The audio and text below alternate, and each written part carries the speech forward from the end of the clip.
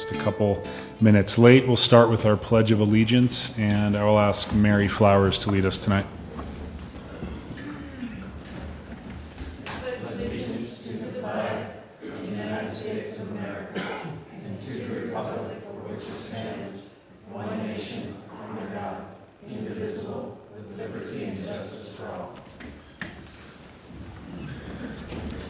Thank you, Mary. We have two presentations that we'll start with tonight. We'll start with a presentation from Dylan with the Whitefish Convention and Visitors Bureau regarding our quarterly update, which he refers to as our tourism dashboard update. Dylan.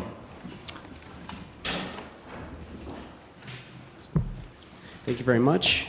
Good evening, Mayor Mohlfeld, City Council, and City staff. My name is Dylan Boyle, and I'm the Executive Director of the Whitefish Convention Visitors Bureau, also known as Explore Whitefish. Here tonight to present the Whitefish Tourism Dashboard for October through December of 2016, which is the second quarter of fiscal year 17. There will also be some information related to the first quarter of fiscal year 17 as well, which is July through September 2016, but I'll get to that a little later in the presentation. This quarterly report is designed to provide you with tourism and visitor data and is essentially a snapshot of what is going on in the whitefish tourism industry. And you'll find the tourism dashboard starting on page 18 of your packet. So I have this broken up into essentially three sections, same as I've had it the last couple times: visitation, transportation, and tax revenue and collections. Visitation is the first page, page 18 in your packet. As I've mentioned previously, we spend approximately 20% of our advertising budget at the CVB on fall. And in addition to our own digital and print buys, we participated this fall in cooperative digital campaigns with the Montana Office of Tourism and Business Development, including nationalgeographic.com and iExplore, just to name a few. And we used inspiring imagery, including hiking in Glacier National Park, as well as exploring the town of Whitefish as well. For our efforts, we are happy to report that website visits to explorewhitefish.com have increased over 20% for October through December over the same period from last year. Glacier National Park visitation was also up 14.7% for the quarter compared to the previous year, despite being down about 3.5% for December. And as we've all probably seen, 2016 was once again a record-breaking year for Glacier, 2.9 million visitors, which is almost 25% increase from 2015. I also want to mention on that first page that Smith Travel Research now provides me with monthly lodging occupancy numbers, which is based on approximately 461 guest rooms in the Whitefish city limits. And you'll notice that October occupancy was 45%, November 29%, and December was 32%. So that quarterly average is about 35%. And also the monthly occupancy average for year-to-date for FY17 is 57%. So that illustrates pretty clearly to me that our shoulder seasons are very real. Whitefish Mountain Resort did record their #1 single-day record for skier visits on December 30th this year, and that was 8,601. In addition, as of January 1st, Whitefish Mountain Resort received the most snowfall in the last 18 years. And as you can tell by looking outside, we're hopefully going to continue that big snow year, which will hopefully increase our lodging bookings and hopefully generate some more revenue for our local economy this winter. As far as transportation numbers go, you'll notice that passenger deboardings on page, it's the second page, page 19, at Glacier Park International Airport were up 3.6% for the quarter. And deboardings for the entire calendar year were up 5%. I specifically look at those inbound numbers more than anything because that at least shows to me that there's a significant increase in those coming into the valley, whether that be for business, visitation for tourism reasons, or obviously people that live here flying out but coming back in. But mostly, of course, I'm interested in the visitation aspect of things. So that's pretty interesting numbers there for Glacier Park International Airport. Once again, just continuing record-breaking numbers. Yes. So that's an encouraging number for you in terms of deboardings and the possibility of increasing air transportation into our valley? Yeah, absolutely. So about 5% up for calendar year for inbound. Outbound was about 4%. So inbound was actually outpacing the inbound was 5% up and 4.5% for the actual folks that were leaving the valley. So to me, that really shows that what we're doing is working. And that's really positive. And 10 out of the last 12 months for the calendar year of 2016, there was an increase in those numbers for Glacier Park International Airport. Absolutely. Thank you. And now, actually, really good point there. Now we're in the middle of the new and expanded winter air service this winter on United for both Chicago and San Francisco. For the first time this winter, the Chicago service had Sunday flights. There were 3 additional flights in December and early January. And that expanded service did perform quite well for us. The average load factor for those Sunday flights was almost 80%. And the Saturday service is also performing well, and the advanced February bookings that I just looked at today are particularly strong. The load factor on those is about 88% already for February advanced bookings for that Saturday Chicago flight.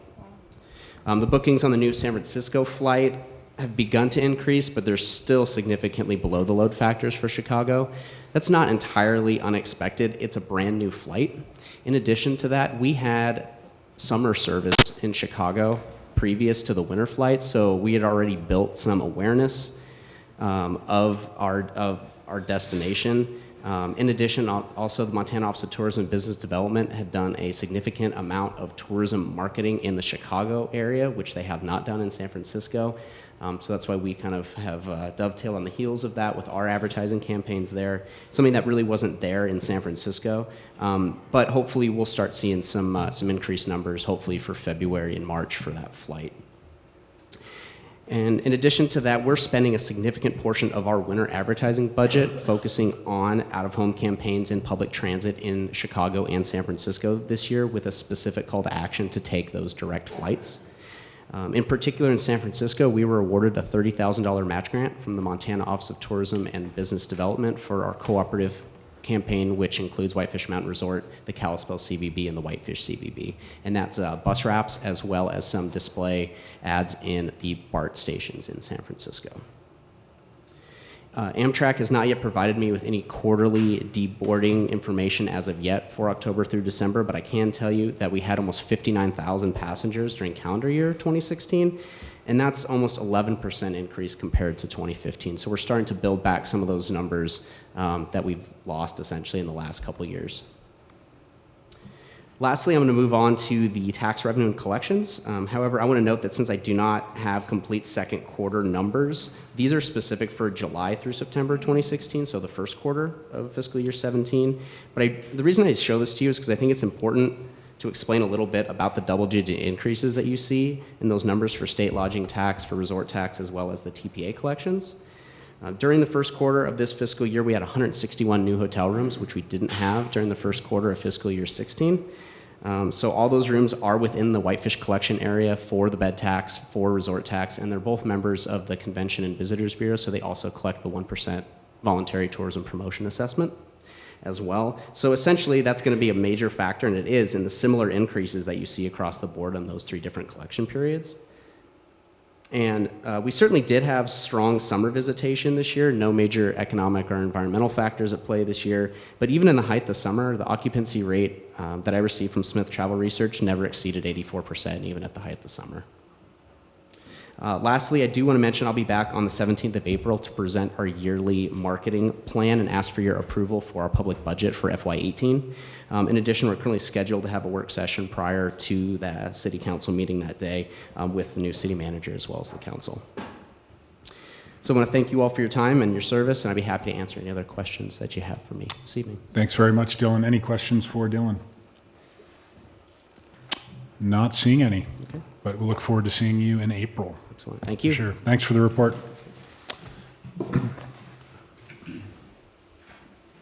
We'll move on to item B, which is an update on our city hall and parking structure construction progress. And we have Mike Cronquist, the city's owner representative, here this evening to give us an update. Thanks, Mike.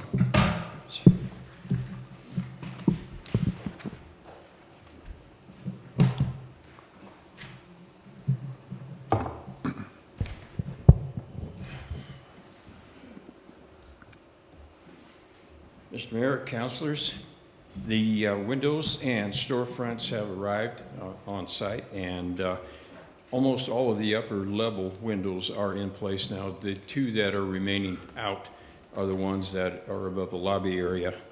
And those will be done, I think, when they finished the painting, finished spraying in the lobby.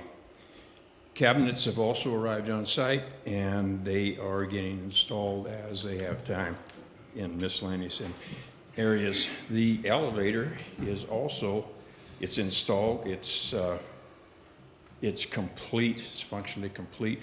It's not yet been certified, and it still has a little interior finish to do yet, so no, you can't ride up and down it yet. So the masonry along Second is finished, and they're very nearly complete with the masonry work on the entryway.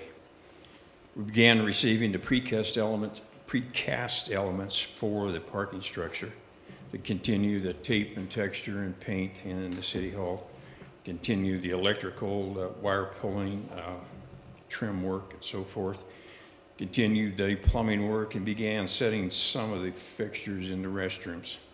Main switchgear is powered up now, but we don't have power throughout the building yet. They just haven't, they're not to the point yet where they can power up the whole building. We're working towards that sometime, probably in the next week or so. The CMU on the southwest stairwell and elevator bay is continuing and should probably be finished this week. Larry said today, and I wasn't sure if I understood him correctly, but I thought he said that the elevator was due on site in the next 2 to 3 weeks for that southwest elevator structure. Martell and Stearns have brought on an additional masonry manpower to help and kind of boost their schedule and boost their production. Stearns has, they're using a subcontractor for manpower, and the subcontractor will concentrate mostly on the CMU work. Stearns will continue with the brickwork. In progress, we're, like I said, continuing on the stairwell. Massey will move to the northeast stairwell when that's complete. Stearns continues the brickwork, and hopefully we get started on the parking structure here in the not too distant future. Storefronts will continue, it should be done within the next week or 10 days. Some of the casework, again, as I said, is being set in like the restrooms and the break areas. Wood ceilings are continuing in all areas. They're probably 70 or 75% complete on the wood ceilings. They moved into the council chambers now to work on the beams in the ceiling. Electrical trim is continuing in the City Hall. Plumbing is continuing in the City Hall. Storefronts continuing. Interior painting is continuing. In a parking structure, the CMU will continue in the stairwells until it's complete. The southwest elevator, I said that is due on site, we hope this month. We'll start brick on that southwest corner of the parking structure. Concrete is more or less on hold right now because of the weather. We only have something on the order of 50 yards left to complete, and that's in barrier walls, and it's really not, it's not holding up anything. So, structural steel canopies are scheduled to arrive fairly soon for the City Hall part. I don't have an exact date on that today. We'll continue the finish work, the trim and so forth, and mechanical and electrical will continue. Looking ahead, we'll finish the windows, the storefronts, the doors, the entry doors, the council room conference, or the council chamber conference room door is scheduled within the next couple of weeks, and that should be getting installed as well. Acoustical ceiling is due to start. The light fixtures are due to start. Some of the tile work is also due to start in the restroom areas. We're continuing the prep for the HVAC gear as we move along, getting ready to start it up and commission it, which will probably happen mid to late March. Contract activities, there's been no new contract activities this period. There have been no press releases this period.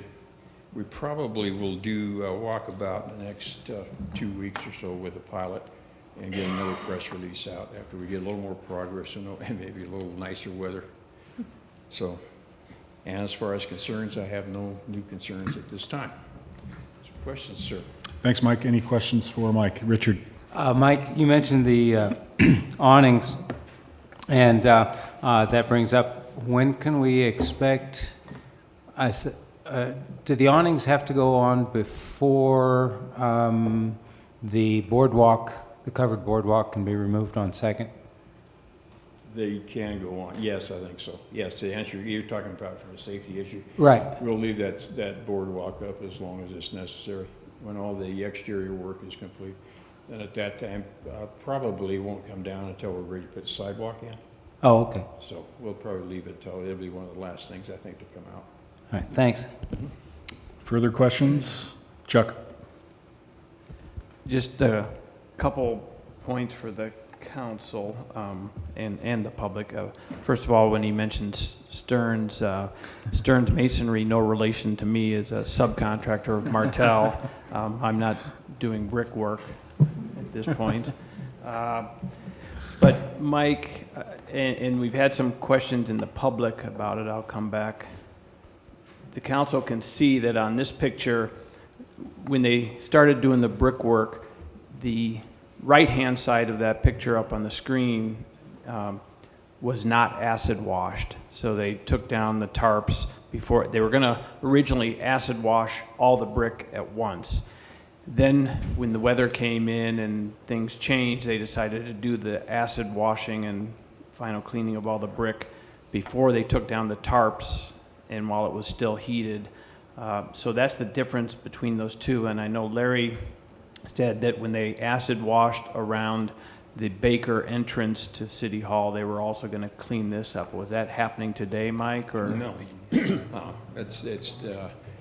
They've been trying to schedule that corner Okay. for the past 3 or 4 weeks on a weekend, and the weather just hasn't been such that they were able to do it. So. Okay, but this right-hand portion of this picture will be cleaned up just like all the other bricks. So that's why you may get some comments of why does it look different, and that it just hasn't been acid washed, but the rest has and is looking clean. And also you may have noticed on the windows, which the contractors call storefronts, I call them windows, the mullions or the dividers in the panes, they're a little splotchy now, but that's just that they haven't been cleaned up as well. So that will all be cleaned up when they clean up the windows. You can't really tell it from that picture, but if you get out on site, you can. So just wanted to point those things out because people have asked, like, oh, why does it look different on the brick and things like that. Thanks, Chuck. Any further questions? I think just a reminder, we have a council tour of the building on February 15th at 5:30, which I believe is next Wednesday. Is that correct? A week from Wednesday, yeah. I was going to bring that up under my comments and make sure we got some responses. So Great. Thanks, Mike. Okay, Appreciate thank it. We'll move on to item 4, communications from the public. Any public comment tonight on items unrelated to our one public hearing or anything you'd wish to bring to the attention of the council? Just for the record, your name and address, please. Mary. Mary Flowers, Citizens for a Better Flathead, 35 4th Street West in Kalispell. I had the opportunity to listen to the tape of the planning board, last planning board meeting, and I just wanted the council to know that that's a really important service to provide the community, to be able to go back when you can't attend a meeting and to listen to the tape. And I also want to commend the current planning board because I thought there was a lot of good, healthy discussion at that meeting, and that's good to see at our planning boards. A couple of, or one suggestion that came up at the end that I wanted to endorse and encourage you to consider during their final closing remarks. There was the recommendation that when the city is asked to comment on a planning proposal outside of its jurisdiction, and that is a common process where the county primarily would come to the city and say, please provide us comments on this zone change, subdivision, et cetera. That the council and the public be notified of that. And the council has, through Chuck, a good program where he emails out meetings that are happening. You can ask to be on the list. Kalispell has even a better system. They have it on their website, and you can sign up electronically. But to be able to be notified not only of meetings within the city, but to have the time to comment on proposals that might impact the city that are outside of the city would be a good notice provision. Secondly, and this is coming more from me, is that when I don't know where the planning office work plan for the year is. I did look in the minutes or in the packet today and see some of the goals under the city goals for the planning office.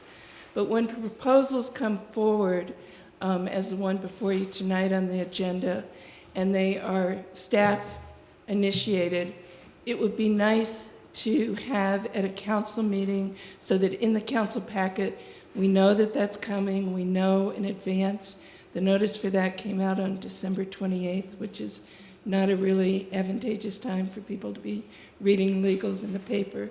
So if there's some way that when a staff-initiated zoning text or amendment to your planning is coming forward, there can be added notice both to the council and the public, that would be appreciated. Thank you. Thanks, Mary.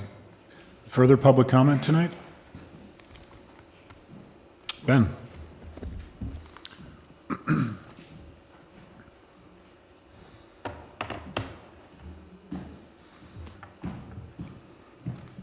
Mayor Mulfeld, Council, City Manager Stearns, Michelle.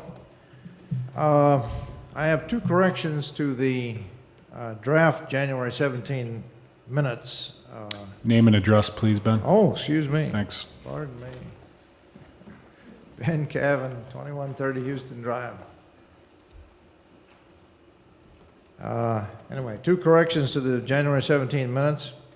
At that meeting, I spoke there regarding Lot 15 in the Houston Lakeshore Tract, which is one of my neighbors. And I pointed out that there was an error in the findings that said that Lot 15 was vacant. There is a home and a garage there. And then the second correction I have is that our attorney in our lawsuit against the city is Bruce Fredrickson of Kalispell. His name is misspelled in the draft. Thank you. I sent Michelle I saw that. Yep. yeah. Further public comment tonight? Not seeing any. We will stay with the audience. Any volunteer board reports from the audience? How about the council? Richard? The chair of the Bike Ped Committee got stuck in his driveway this morning, so the meeting was canceled. Makes for a short report. Further board reports? Chief Dial asked me to do that. Not seeing any, we will move on to our consent agenda. Before we have a motion, I would just like to acknowledge the two corrections that Ben indicated, if those could be referenced. We also have a corrected version of ordinance 17-01 regarding the rezoning. No, it's on the annexation resolution item. Excuse me. Number on F. Okay, on the annexation resolution, so if you could just make reference to the corrected version that was handed out prior to this meeting, that would be great for the record. Motion, please. Richard. Before there's a motion, I think I should abstain since I was absent for the majority of the meeting. Okay. And John, I'll just explain that other correction in the annexation resolution. Bailey from the planning office found an address was wrong. It should be 285 and 291 West 18th Street instead of West 19th Street. So that's the only change in the resolution before you tonight that was handed out tonight, different from the packets. And that's resolution 17-7? It Will be. Okay, thank you. Motion, Andy.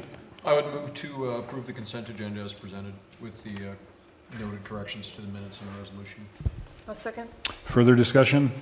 All those in favor, please raise your hand. Those opposed, like sign. That was seconded by Councilor Franson.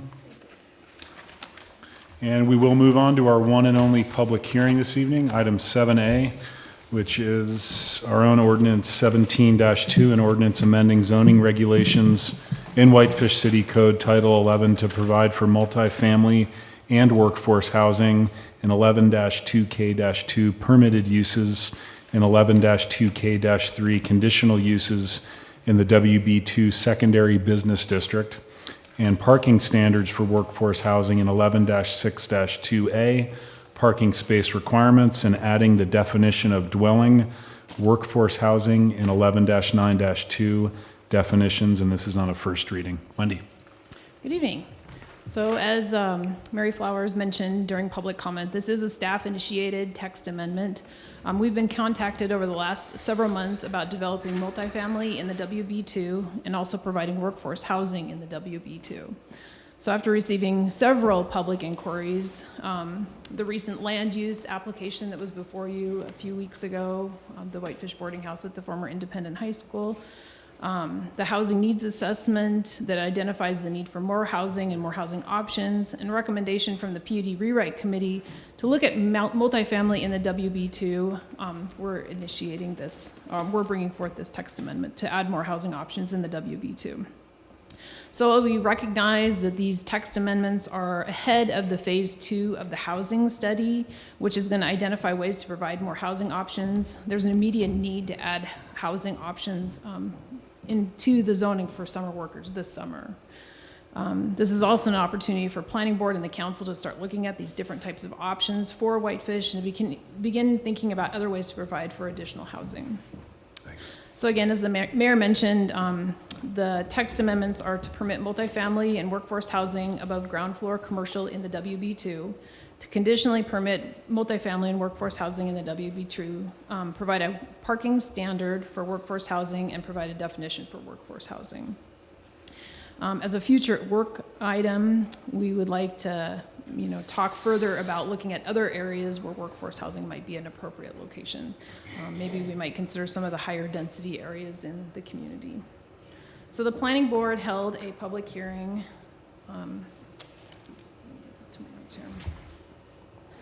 on January 19th, and as Mary expressed earlier, there was really good discussion with the planning board. We had this only item on our agenda, and we probably had a good hour-and-a-half discussion. So the planning board did unanimously recommend approval. They did make some changes, which were really good, I think helped clarify what we were proposing to do. We also had 2 letters of support that were also added in our part of your packet. The planning board made a few changes, including adding that if a workforce housing was located on the same project within the same boundaries or the same parcel as the employer, it could be an administrative conditional use permit. And an administrative conditional use permit, if we'll notice adjacent landowners, and if there isn't significant comment, then we can issue the conditional use permit. But if there is some significant concerns that can't be mitigated through standard conditions of approval, we'll bump it up to the regular public hearing process. The planning board also clarified that workforce housing is based on the number of sleeping rooms, and that the workforce housing definition only includes a communal kitchen, and that the communal bathroom was struck, and clarified that the minimum rental is 30 days. So just to, again, sort of hit some of the highlights here. So recommendation number 1 was to add multifamily and workforce housing above ground floor commercial as a permitted use.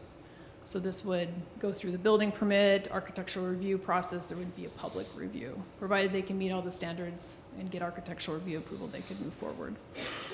It would be a conditional use permit for multifamily and workforce housing, and administrative CUP if it was on the same parcel as the primary employer for workforce housing. We added parking space requirements, 1 space per unit if it's above ground floor commercial, or 1 space per sleeping room for workforce housing. And then the planning board clarified the definition of dwelling, workforce housing to remove the bathrooms, and that the rental is for 30 consecutive days is required, or less than 30 consecutive days is not permitted. You did receive some additional comments, so you've received some concerns. We've received 6 letters. I think a couple of them were kind of late arrivals, so they're probably up there in front of you folks. So 5 letters in support, 1 identifying some concerns, so I thought I could go kind of through the different concerns. There was a concern that the timing of this, that it's before the Highway 93 plan that you folks talked about at the last meeting, which hasn't been initiated yet, but is certainly, coming down the pipeline. The affordable housing plan, which again, there isn't we're working on an RFQ just this last week, so we haven't hired a consultant for that yet. And that's going to identify the needs for different types of housing, and that's still kind of a work in progress as well. The PUD committee is still working on their stuff. So a bunch of things that haven't quite been completed that might be addressing these types of things, especially in the WV2. However, we're hearing concerns that people need this workforce housing now. They don't have time to wait for a year or more to get some of these things rolling. And so some of the, this workforce housing need is for the summer. There's concerns that maybe the PUD process is a better vetting process for multifamily. I would just point out that the conditional use permits do have their own review criteria, and all multifamily still has to go through architectural review. And just to kind of hit some of the highlights of what conditional use permit criteria there is, a lot of it's very similar to the PUD. We look at growth policy compliance, compliance with all the regulations, is the site suitable, is there an absence of environmental constraints, the quality and functionality of the design, including landscaping, availability and adequacy of public services and facilities. These are very similar topics that we review for a PUD. Bike and pedestrian ways, sidewalks, parks, neighborhood and community impact. Will the proposed use or development not have a detrimental impact on adjacent neighborhoods? Excessive traffic, noise, dust, hours of operation. And so those are very similar review criteria. And again, a conditional use permit is a public hearing. There are some questions about, and then sometimes, we've been visiting with some folks who have property in the WB2, but it's just not appropriate to be developed as a PUD. Oftentimes a PUD is large, they're asking for something special, they want to reduce parking, they want to, differ the regulations or the standards in some respect. And oftentimes a PUD just isn't the right tool. There is no community benefit. The benefit is, they just want to build, some multifamily, and they can meet all the standards, but they don't have 2 acres, and there's just sort of no real gain for the community. So a CUP process would be maybe a little bit more efficient in that respect. There are some questions about density, and we did not put any density limits. We didn't propose any. And I would point out, too, that in the WB3, which is our downtown area, there's no limits on density either. Density is limited by parking, some of the engineering standards, such as stormwater, landscaping. And in the growth policy, it's expected that there's going to be higher levels of density. And in fact, the definition for the general highway commercial area expects higher density residential, such as the WR3, and it's expecting some mixed use development. And we haven't really pursued that very much, really only through the PUD process. So this is, in effect, implementing our growth policy. There's also some questions about lots of people in sleeping rooms or lots of kind of overcrowding. The building code does address how many people can be living in an area and kind of establishes those thresholds for a number of people. In the instance of, you saw the letter from the Best Western manager, that would be a changing the use from a transient type of structure, occupancy level, to a non-transient. And they'll be required to hire an architect, and the non-transient is kind of like an apartment. And they'll look at how much the gross floor area is, including corridors and bathrooms, and then they have a mathematical calculation for how many people can be living in that facility. And that mathematical calculation and that occupancy is going to determine the type of safety features that have to be in the structure, such as sprinkling, corridors, exiting, all that kind of stuff goes into play. So that's a building code issue, and I don't know if we should be mixing building code regulations into the zoning. Those need to be kept separate. There was one suggestion in the letter that you folks got probably just today that you haven't had a chance probably to look at. which I think is maybe probably a good one, was looking at maybe we look at the maximum number of employees that an employer would have, and maybe that would be sort of a density threshold. So I think that was kind of a good idea. It also suggested that possibly we look at workforce housing as a use by right as an accessory to a primary employer. So that would be kind of starting to look at those linkage requirements between employers and employees, which may be something that's going to come out of this phase 2 anyway. There's some questions about the parking. And again, we are proposing, and Planning Board recommended, 1 space per sleeping room. And when you look at, we do have for commercial uses, there's a parking requirement, offices, hotels, restaurants. And while some of that parking is for customers that are using the facility, a lot of that parking is also for the employees. So if employees are living on site and we're providing some parking for employees, they're also getting parking that's for the actual employer itself. So there should be enough parking for a lot of these folks. And it's not uncommon to, when there's kind of mixed use with residential and commercial, that we have kind of a shared parking where we can offer reductions in parking. And in fact, our zoning allows for up to 25% reduction if it's a shared kind of, where they're not using parking at the exact same time, where they can share their parking uses. There was a comment that this hadn't been brought to the PUD committee, and the workforce aspect of that, that's absolutely true. We haven't been talking about workforce housing with the PUD committee, but it has been on the PUD committee's list to recommend adding multifamily as a CUP, that maybe the PUD isn't always the right tool. So it has been on their list for months, and so that's probably partly why we're bringing this forward now. There's a comment about affordability, that there's no aspect of affordability to this request. We suspect that it's in employers' best interest to make their apartments for their employees affordable, or otherwise the people aren't going to stay there. And then again, the housing needs assessment did identify, we do need more rentals, and affordability is a broad spectrum. It isn't just low-income housing, it's for all of us who need housing, at all different types of affordability.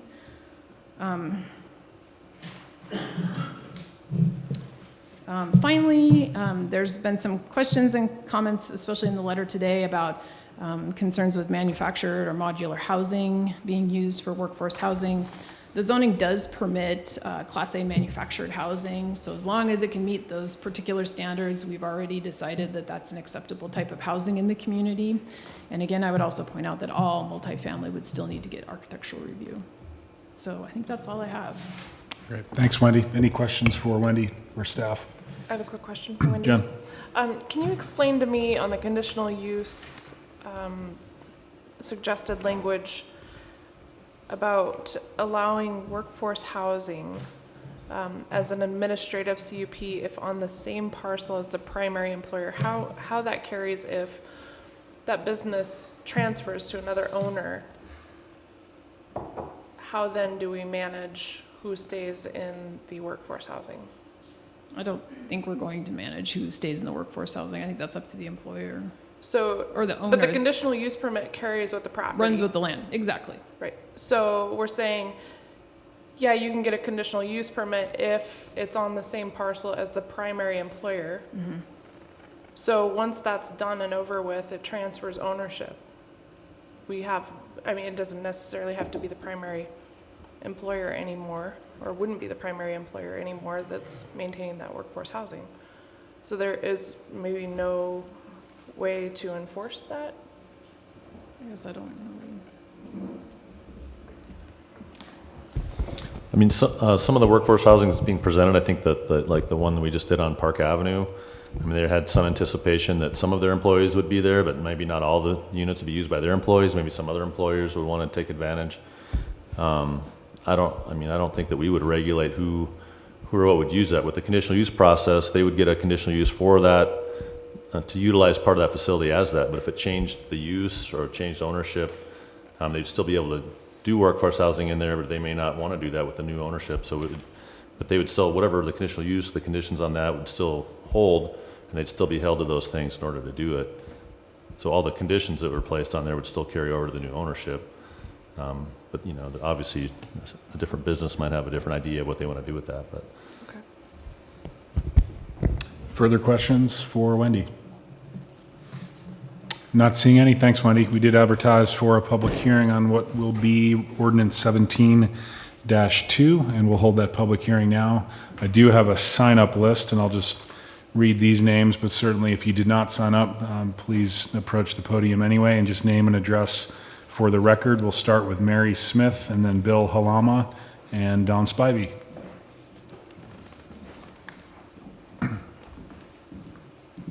Hello, I'm Mary Smith at 40 Martha Road in Columbia Falls, representing the Best Western Rocky Mountain Lodge at 6510 Highway 93 South in Whitefish. And I have the letter that Kristen Stokes, the general manager, had written and turned into you guys, so you guys should have it in front of you. It says, Dear Mayor and Whitefish City Council, I'm writing to you on behalf of the Best Western Rocky Mountain Lodge and the Pine Lodge Hotels, who are owned by the Delaware North Companies. Both hotels are longtime community business establishments. Over the last 6 to 7 years, it has been increasingly difficult to find employees due to their need to find housing in the area. The Best Western is located in the WB2 Secondary Business District, and we are asking for a text amending the zoning code. The Best Western is in a unique situation with a freestanding 2-story building on the back of its property. We have used for seasonal guests. We would like to utilize this building as affordable workforce housing for our seasonal employees. The building faces Baker Avenue and will have 12 proposed units, with one being a communal facility for our employee tenants. We will have 24-hour on-site management that will be available in the event of emergency or concern. The housing units will be able to provide housing for employees for 2 local businesses for its highest seasonal needs. In accordance with Best Western International, we will be adding fencing and landscaping to and around the building for additional privacy and separation from the main hotel building. Ample parking is already available for the required spots per occupant. We ask you to please consider making the amendment that would allow us to use an already constructed building for the workforce housing for our 2 hotels. This amendment will enable us to provide for our staffing needs while relieving the pressure on seasonal housing in the community. As a board member of the Whitefish community of Chamber of Commerce, I am very familiar with the current situation that we are facing in the city of Whitefish and the lack of affordable housing, workforce housing. Sincerely, Kristen Stokes. Thanks, Mary. Appreciate your comments tonight.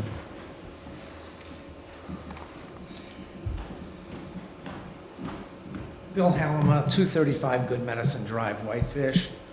I'm speaking in support of Wendy's proposal. I was going to spend some time talking about the need for relatively affordable housing in Whitefish, but a couple of days ago I read the Whitefish area workforce housing needs thing, and that makes the case much more eloquently than I could ever make it. So I'm not going to say anything about that, but there were 4 kind of bullet points that really hit me when I read it. One is the report says 56% of the workers in Whitefish commute. 70% of the units in Whitefish are single-family homes. Fewer than 20% of rentals are apartments. They're townhouses, single-family houses instead. But the one that really knocked me for a loop was when it said that 580 new residential units are needed through 2020, which is only 4 years. It sounds farther away than it is. That means 145 units a year on average. And the other thing that occurred to me when I read that, and I haven't really studied it, so maybe it's a misimpression, but I said to myself, if multifamily housing, in particular apartments, are not going to be permitted in WB2, how in the heck can this goal be met? Because that is a very, very ambitious goal. And it seemed to me that it was very, the research was done very, very well. There's been some talk about, why not have this through the PDP process? Well, I agree with everything Wendy said, but more than that, I've been through it. We started a PDP on our project last year, and we abandoned it to build residential units as part of what would become a mixed-use project. We started out the PD process, and I really felt like I was putting a square peg in a round hole. It's not the right vehicle for it, because we didn't have 2 acres. The Whitefish ordinance requires 2 acres. I guess maybe there's some exceptions to it, but the PDP process is really intended, it seems to me, not only in Whitefish, but other jurisdictions as well, to be a larger project. where maybe you have different uses and it all fits together. I can see a PDP for if somebody ever develops the old hospital site, that's 10 acres. But if a person owns a half acre and wants to build 8 units, it's really not a planned development. It's just kind of a one-off project. There's nothing wrong with it. It just isn't that. So we spent $15,000 plus on this, and I pulled the trigger. I pulled the string and said no more in the middle of December, even before I knew that this was going to be proposed. It just wasn't working right. It wasn't fitting, and every day I felt like I was trying to accomplish something, but I was trying to use a process that was designed for something entirely different. It wasn't that it was antithetical to what I wanted to do. It was just the wrong vehicle. I think it's very important to stress, I think Wendy did stress it, that a multifamily under the proposal is not a permitted use, it is a conditionally permitted use. So through the CUP process, which means you have to abide by the height and landscaping and architectural review, go through the planning board, come before you folks, it really is scrutinized. It's not that you can just go out and build whatever the heck you want to build. There is a process for it. And at that point, if a particular project is proposed and there's issues with it or problems, and one was pointed out in the opposition, you might be concerned about buffers. Well, I can see some properties in the WB2 where buffers would really be important. And I can see others where maybe they wouldn't be so important because you might have natural buffers. You might be pretty remote from any other development.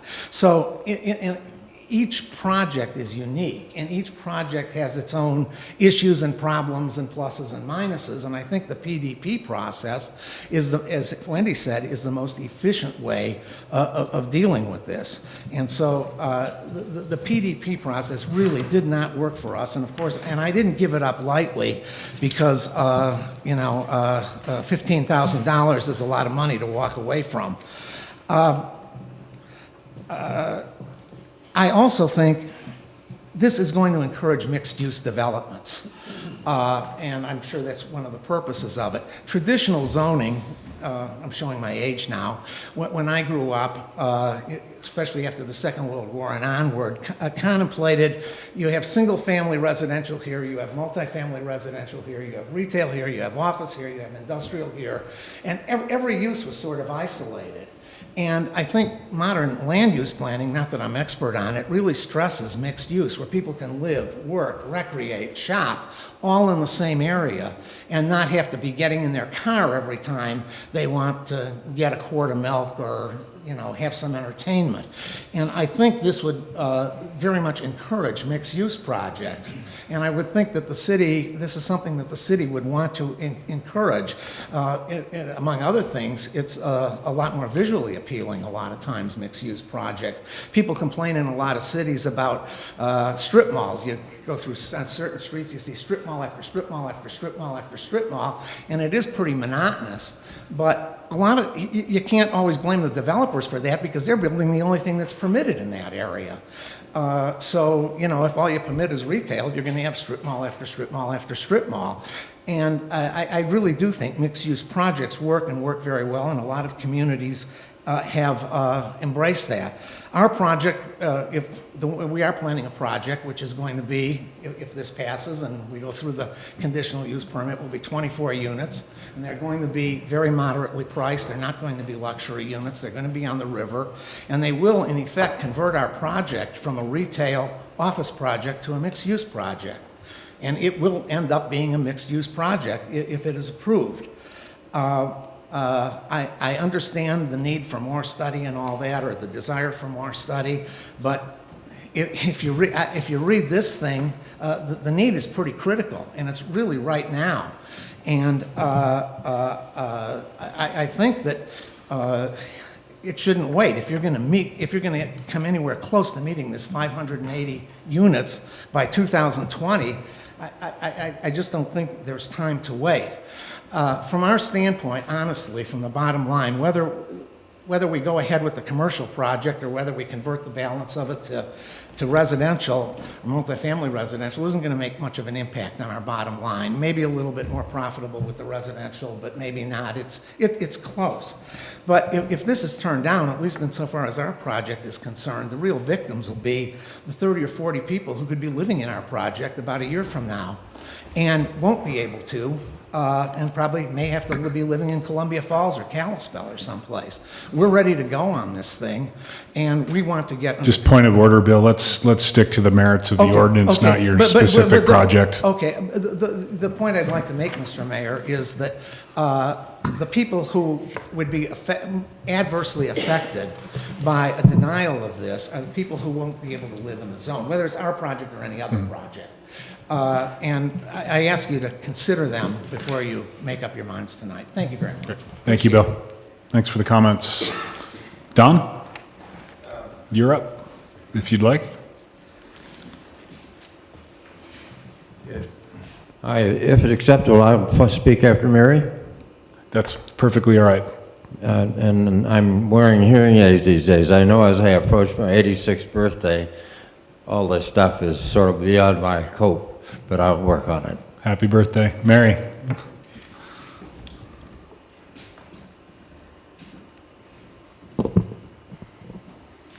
Good evening again. Mary Flowers, Citizens for Bear Flathead, 35 4th Street West in Kalispell. So you have in your packet a set of comments that I provided for you earlier, and I would like to go through those with you both for the benefit of the public and for your own to comment on some of the comments that have been made, as well as some additional information we want to provide. I want to start by saying that as an organization, we are very supportive of the work you are doing to create affordable housing in the city, and we think that is important. We think multifamily housing is important, and we think that mixed-use developments are important. However, what we are saying to you tonight is that this amendment, as proposed, is not the one that will accomplish those and provide the kind of quality development that Whitefish is seeking. We believe the text amendment is premature, given the recommendations for the Whitefish Workforce Housing Needs Assessment, that we don't yet know what those recommendations for the most effective means will be. And the PUD committee has not yet brought you its recommendations. And while Wendy noted that we have identified multifamily housing and a discussion of it in the WB2, we have not had that discussion. And so I feel kind of blindsided by the suggestion that this was in any way a recommendation of the committee. And as I will point out later, the PUD, one of the, I understand that that is a tool that the city would like to see used more often to encourage the kind of creative and flexible and high-quality development that you would like to attract to the city. One of the tools for that is the only way currently that multifamily housing is allowed within the WB2 is through the PUD process, which allows for you to have higher standards and conditions. And so that's really important to recommend. And the most glaring reason I think this suggestion is premature is that there are no requirements that the units be affordable, and this is just without merit. I would point out that Bozeman just recently adopted inclusionary zoning to ensure that they got affordable housing because a voluntary program has simply not worked for them. And that is the case, I think, across many jurisdictions in this region. Nor is multifamily housing identified as the greatest need by the housing assessment that you currently have before you.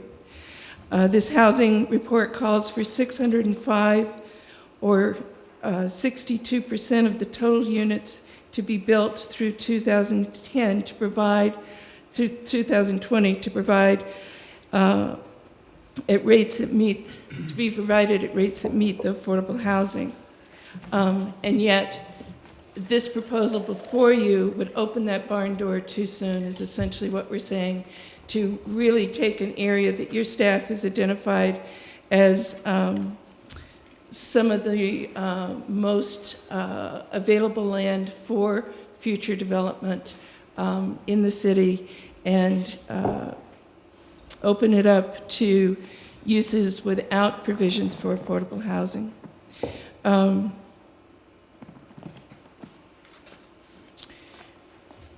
As defined in the proposed text amendment, the term workforce housing is not consistent with the housing identified as needed in Whitefish.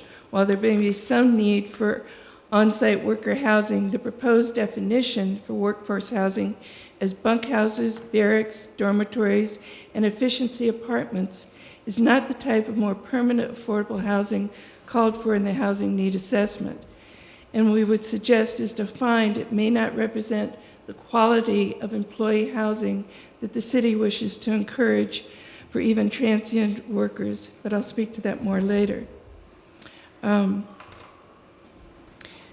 Again, I want to emphasize that the housing report really strongly emphasizes the need for family affordable housing, housing where we can have not just transient workers, but people who actually become contributing members to the community.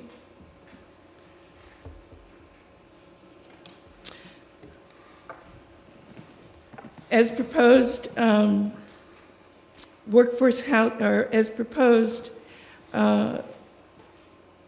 text amendments for you would allow multifamily housing and workforce housing within the WB2 with virtually unlimited density on numerous lots that adjoin lower density residential lots, the entire length of the WB2 zone. And I included a map of that zoning in our comments because it's really a pretty massive area when you look at it. The term multifamily housing in the Whitefish codes allows for a building providing 3 or more units with no upper limits.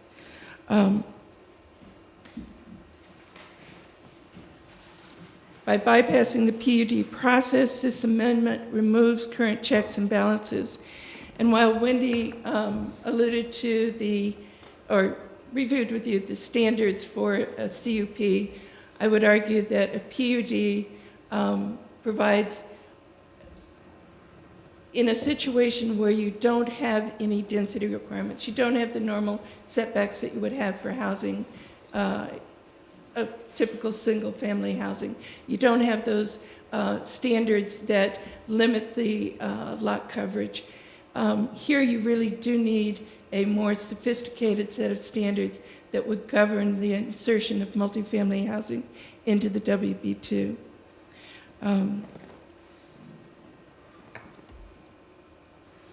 So there's no limit in the WB2 for permitted lot coverage.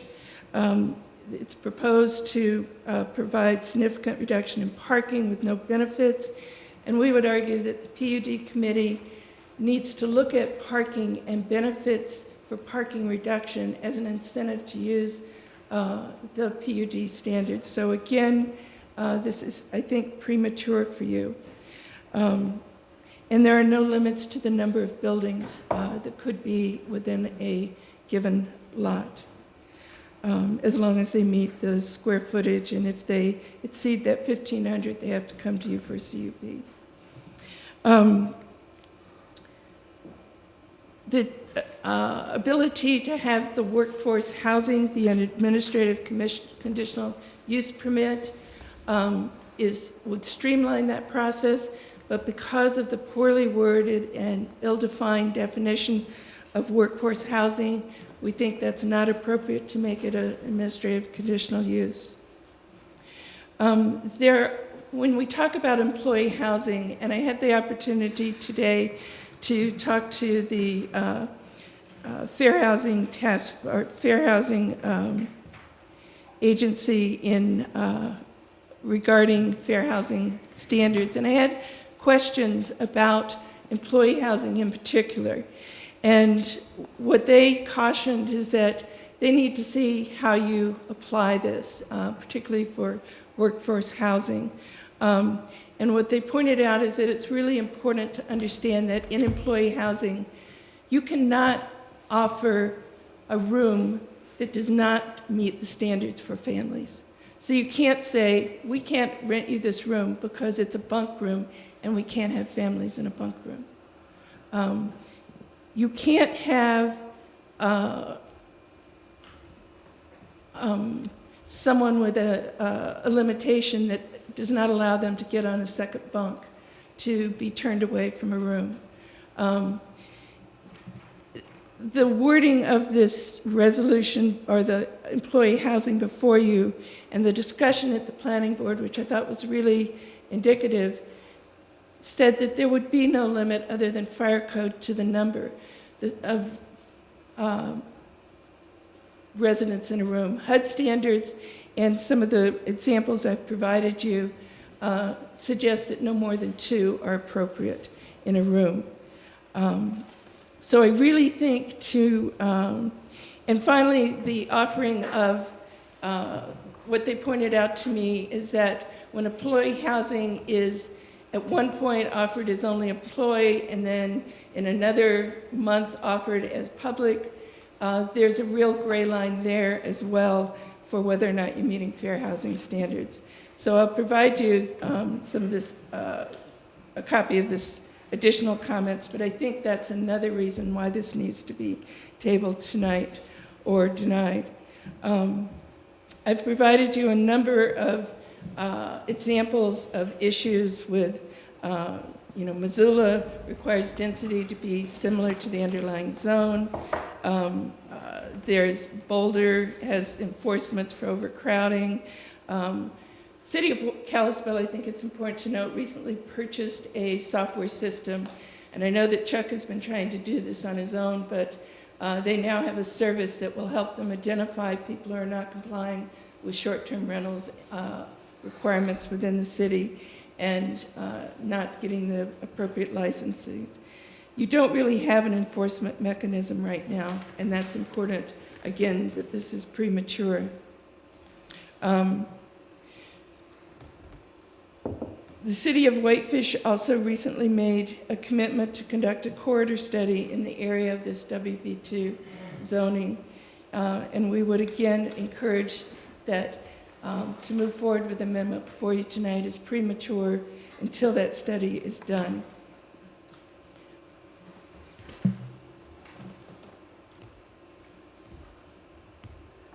Again, we do not support the reduction in parking, and particularly with the ill-defined occupancy of rooms for workforce housing. Parking for workforce housing should be tied to a ratio of maximum occupants and not merely sleeping rooms, as is proposed. And we also have concerns that, as defined, employee housing doesn't require community room. It doesn't require storage for, people asked to sleep in bunk beds. The quality of that employee housing is important to be able to attract employees. And I'm not suggesting that any employer in our community would want to offer substandard housing. But if you don't have that really spelled out, I think what you will get is housing that doesn't meet our fair housing standards, that doesn't meet the kind of quality that we want to see to attract the kind of workers in a competitive environment that we need to be attracting. I feel like I missed a page here. Just make sure.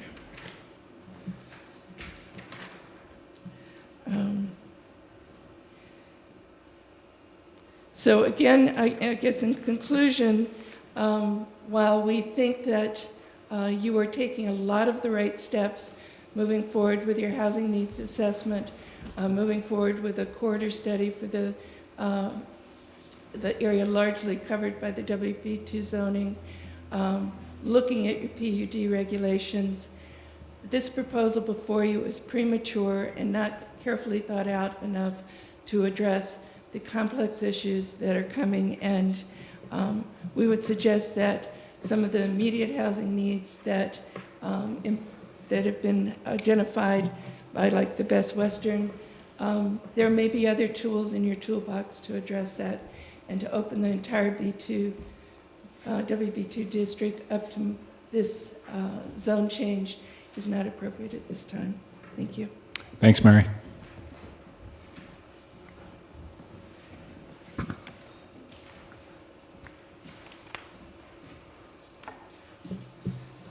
Don Spivey, 117 Parkville Lane. And tonight I'm speaking primarily as an individual, but also I'll have a couple of comments as I am also the chairman of the PUD Right Committee. I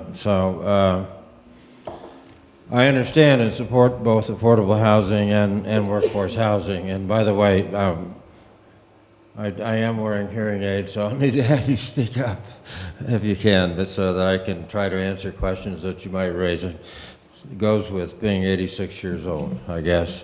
I didn't expect to live that long.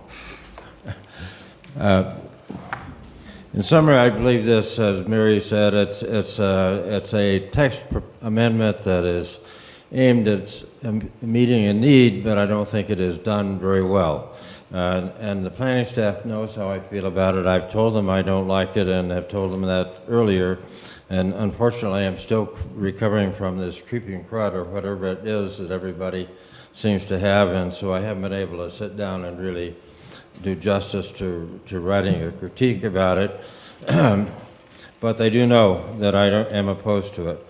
But I've read through Mary's proposal with the exception of the additions that she provided this evening, and I agree with those.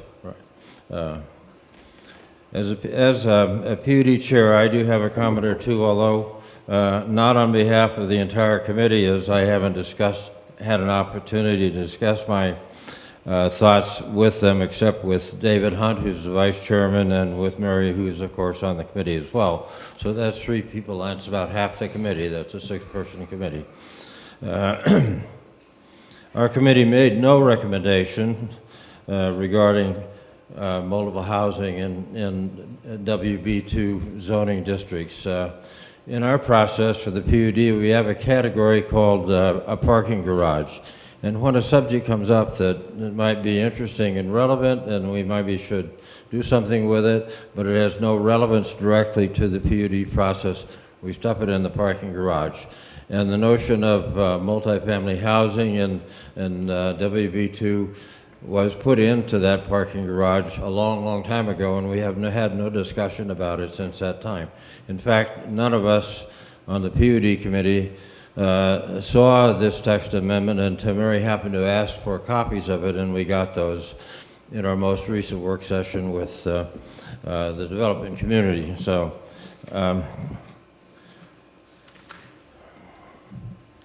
as a PUD Right Committee, we've been operating under the assumption that we need to make the PUD an attractive option for developers in Whitefish, because with a set of possible concessions that come along with that, the city gets some benefit, a direct benefit that they can identify, and we can all thank them for. We've been at this process now with regard to the PUD rewrite for 40-plus meetings. That's a very long time, as a matter of fact. And we just completed a review of a draft version of this with the development community. And the development community, we're on Wednesday, assuming I survived till Wednesday, we will go through the process of trying to consider all of their suggestions and see what we should change to make it an even more acceptable and a better tool for everyone to use. In the staff report, they also, well, I'm going to review some things on the staff report, if you don't mind. I take exception to some of the findings, I think, and maybe I'm wrong, but maybe I'm not. And the definition for workforce housing, they talk about a multifamily unit, but they don't talk about how big it can be, how many units, whether it's managed or not, whether it's affordable or not. Wendy seemed to think that anybody that wants to build this would make it affordable, but I think maybe we ought to do something about that. And I would say that if you came forth with a proposal, anyone, at least as I read the text amendment, if I wanted to, and I had access to some WB2 property someplace, I could come forward with a proposal for some kind of multifamily development in there under this kind of definition for multifamily development, and I could stuff it any place it fits. And I can tell you right now, we had all these arguments where WB2 backs up to either WR1 or WLR, both of which are single-family residential units. That's primarily what it backs up to along the entire highway system. And you parked a big complex right against that boundary, you would have all kinds of people coming in to argue with you about that and saying that's not what we all thought we were getting when we purchased our house in these zone districts. So, when I look at the review of the findings of fact, the zoning regulations require that it conform to the growth policy. Well, I don't know whether it does or not. The growth policy talks about multiple kinds of family units, housing units, but it never, in its wildest dreams, talked about this kind of a multifamily barracks type development activity. So it may or may not conform. I'm not so sure that it does. Promote the public health and welfare. Well, I'm not sure that it promotes any kind of public health and welfare at all, and then they're suggesting that it does. Findings 4, 5, 6, all kind of defer to the planning department to make all the relevant decisions on it, and they may or may not be reasonable. We've argued about that forever and thought we should have better and more stringent rules on that kind of thing. The character of the district and the particular suitability of the property to the particular uses. Well, I don't know how you deal with that fundamentally. And I mean, you have WB2, and as I said, it backs up every place along Highway 2 where WB2 is relevant to a single family classification of housing. I don't think there's an exception to that rule. And when you start messing with this and you plunk it up against a WLR or a WR1 kind of zoning classification, I don't know that it's consistent at all. So I go back, okay, and I just quit doing that. I just think there are questions about the findings of fact that probably deserve some attention. The staff also suggested that this type of consideration may be appropriate in the WB3 as well as WB4 in the future. Well, you can do all of that, but that kind of opens up all these zoning districts to sort of an undefined form of conditional use development for particularly the multifamily thing. I don't have any big problem, by the way, with the housing over the top of the commercial units. I think that's probably a good idea. We should do more of that. We've done quite a bit downtown, although it's not really affordable housing kinds of things. Mostly that's vacation type housing. But I do think that, in summary, I won't go in any more of this. I think I'd have to say without, either recommend denial or you send it back for a significant rewrite so that takes into consideration many of the things that Mary identified. You could also consider deferring a decision on this until this phase 2 of the workforce housing study publishes their recommendations on ways to approach the problem of satisfying this tremendous growth. And Bill Holloman is right, 500 units over that period of time is a lot of units of any sort, and we have to find effective solutions. But remember that in that study report, the first phase of the study, most of the kinds of housing units they want were not for these temporary kinds of people that come in to work on Big Mountain. They were for people who wanted semi-permanent places to live, either an apartment to rent or a house where they could rent or even potentially even purchase. And so this really is only dealing with a very, very, very narrow little segment of the need, and I think we should do a better job of working on it, and thank you for your time and patience. Do I have anybody have any questions? Please speak up if you have questions, so I can hear you. We'll call on you if we have any. Okay, fine. Thanks, Don. I can hear you, thank you. And happy birthday. Well, not quite. April. Okay. Further public testimony on this item. Jeff.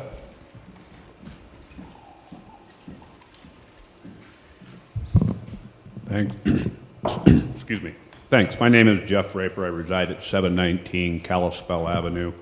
I am a board member with the Chamber of Commerce here locally, and it's on their behalf that I'm here this evening. The board has been working with the city and you guys in getting that affordable housing study done, and continues to work with you on the next phase for that. But we looked through and would like to thank the city staff as well as the planning board for recognizing that the need is now and that there are things that we can do to start addressing the affordable housing and the workforce housing issues. And I think a simple text amendment, you know, addresses those, creates some opportunities, and it's something that can be done fairly efficiently, and certainly doesn't require, you know, nearly the time it does to necessarily go through a full PUD replanning or re-identifying, you know, PUD needs. So the chamber came out, or like to come out and speak in favor of this motion, and encourage you guys to approve it. Thanks. Thanks, Jeff. You bet. Further comment tonight? Rhonda.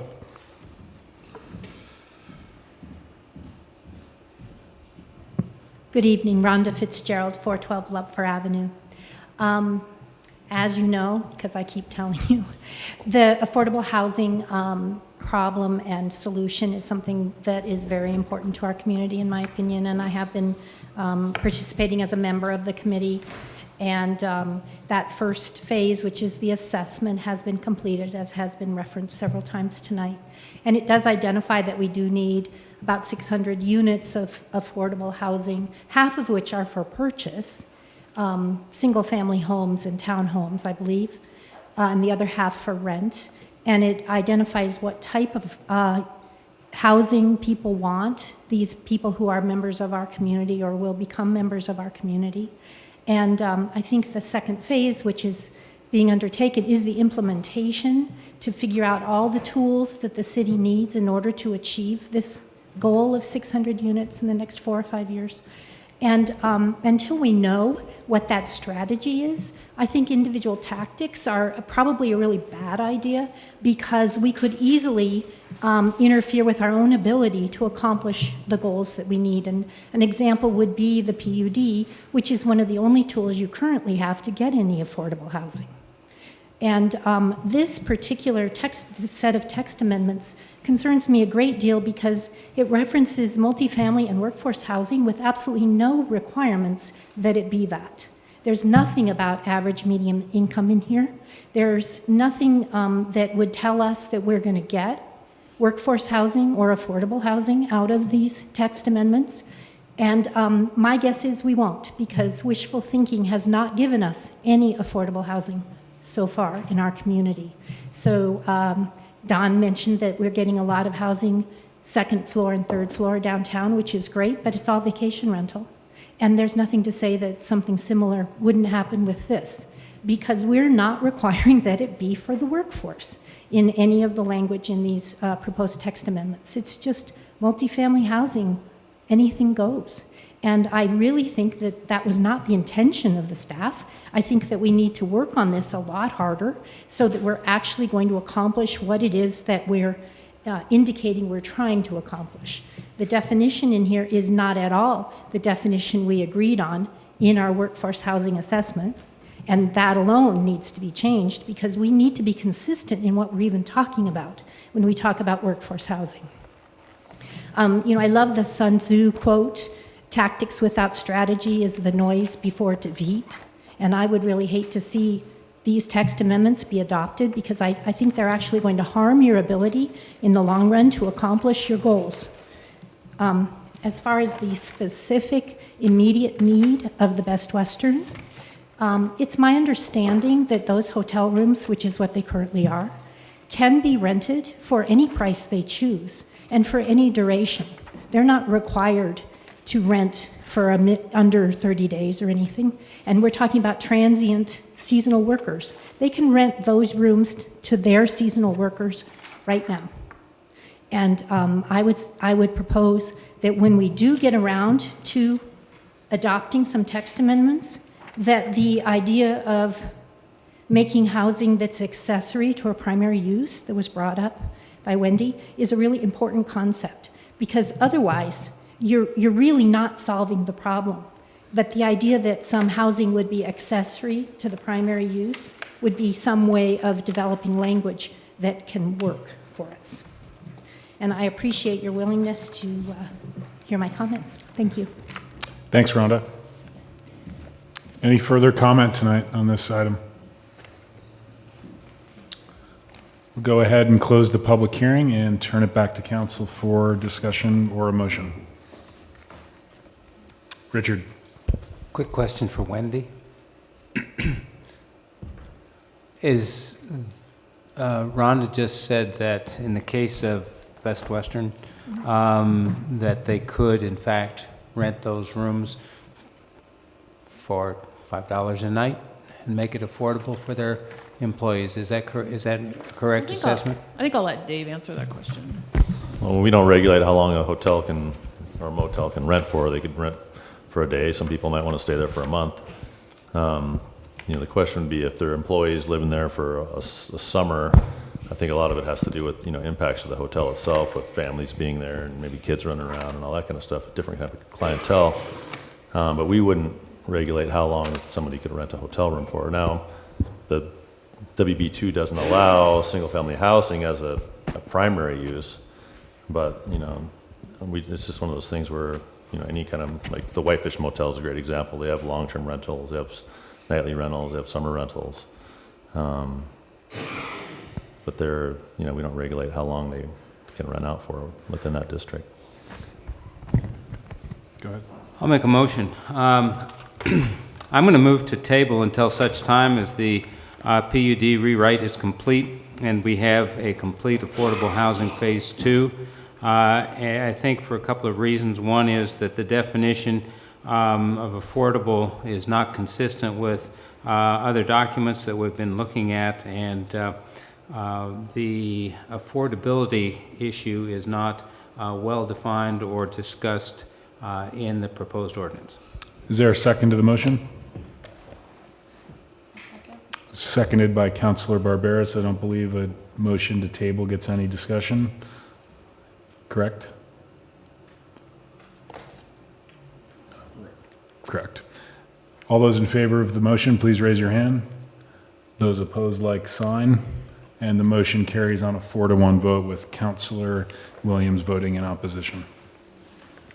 And thank you for the clarification on commenting.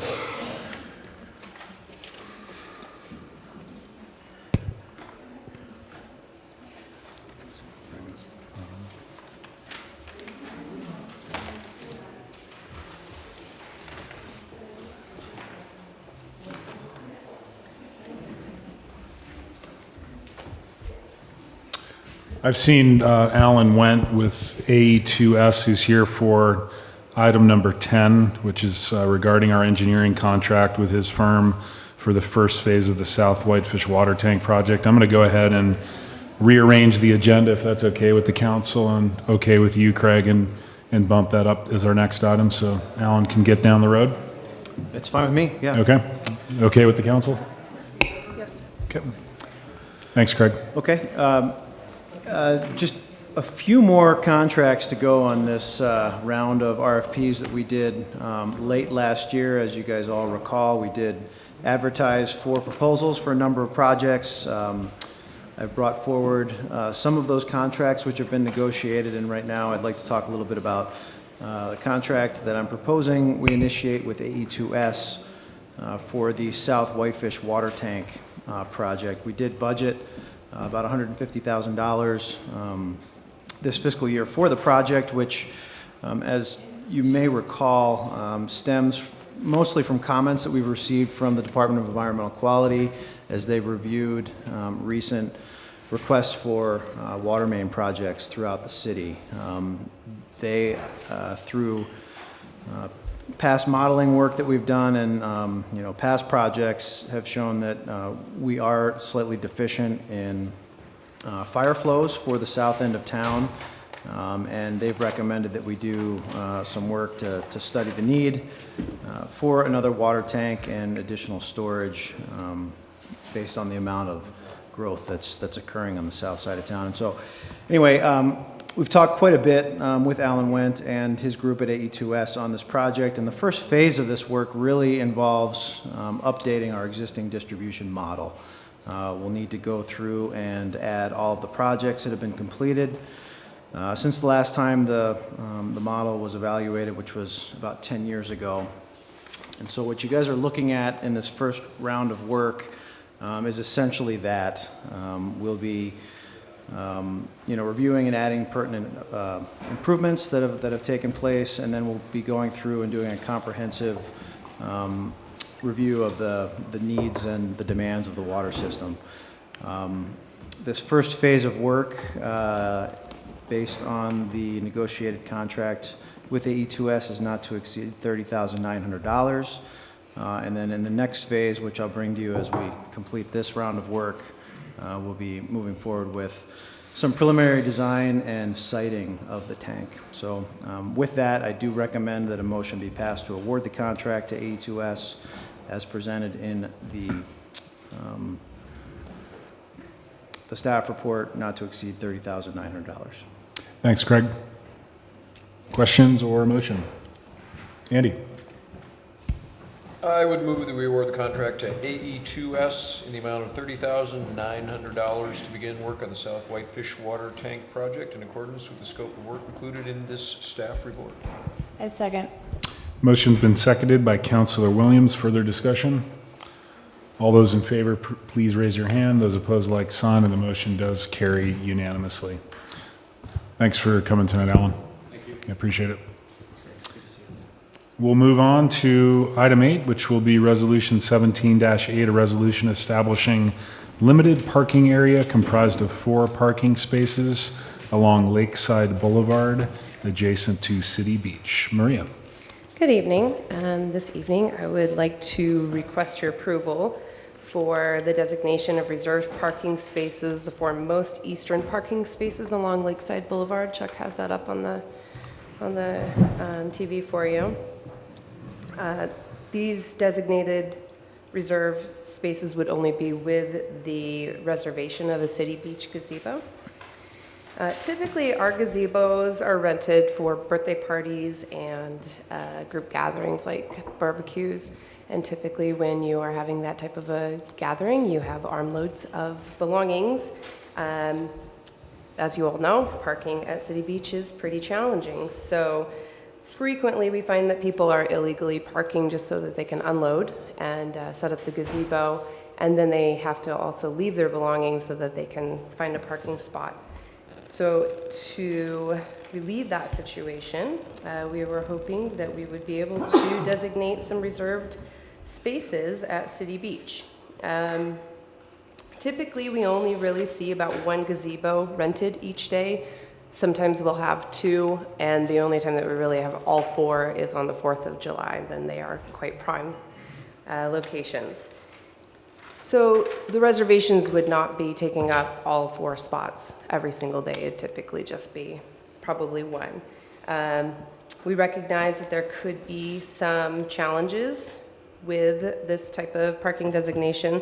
So I'll just run down the list of what we brainstormed as how we would mitigate those challenges.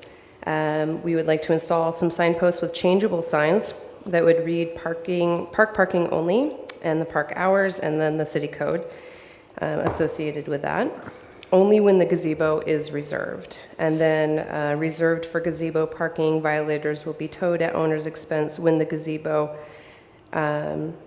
has been reserved. So I apologize. Parking only, park hours when not when it's reserved, and then reserved when it's reserved.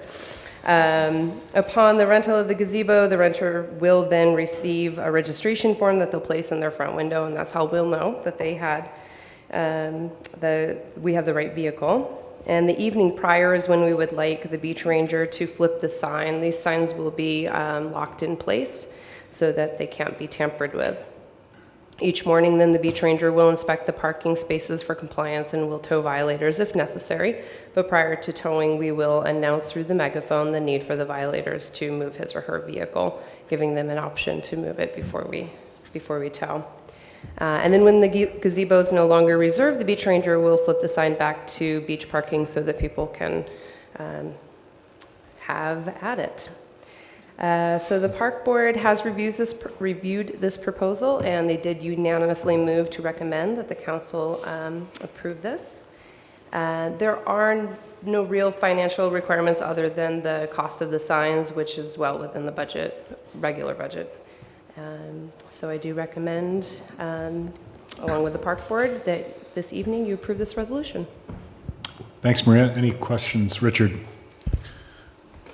Each gazebo gets one parking space, is that correct? So you'll have 4 signs? Yes. One for each, okay. We have 4 gazebos and 4 parking spaces.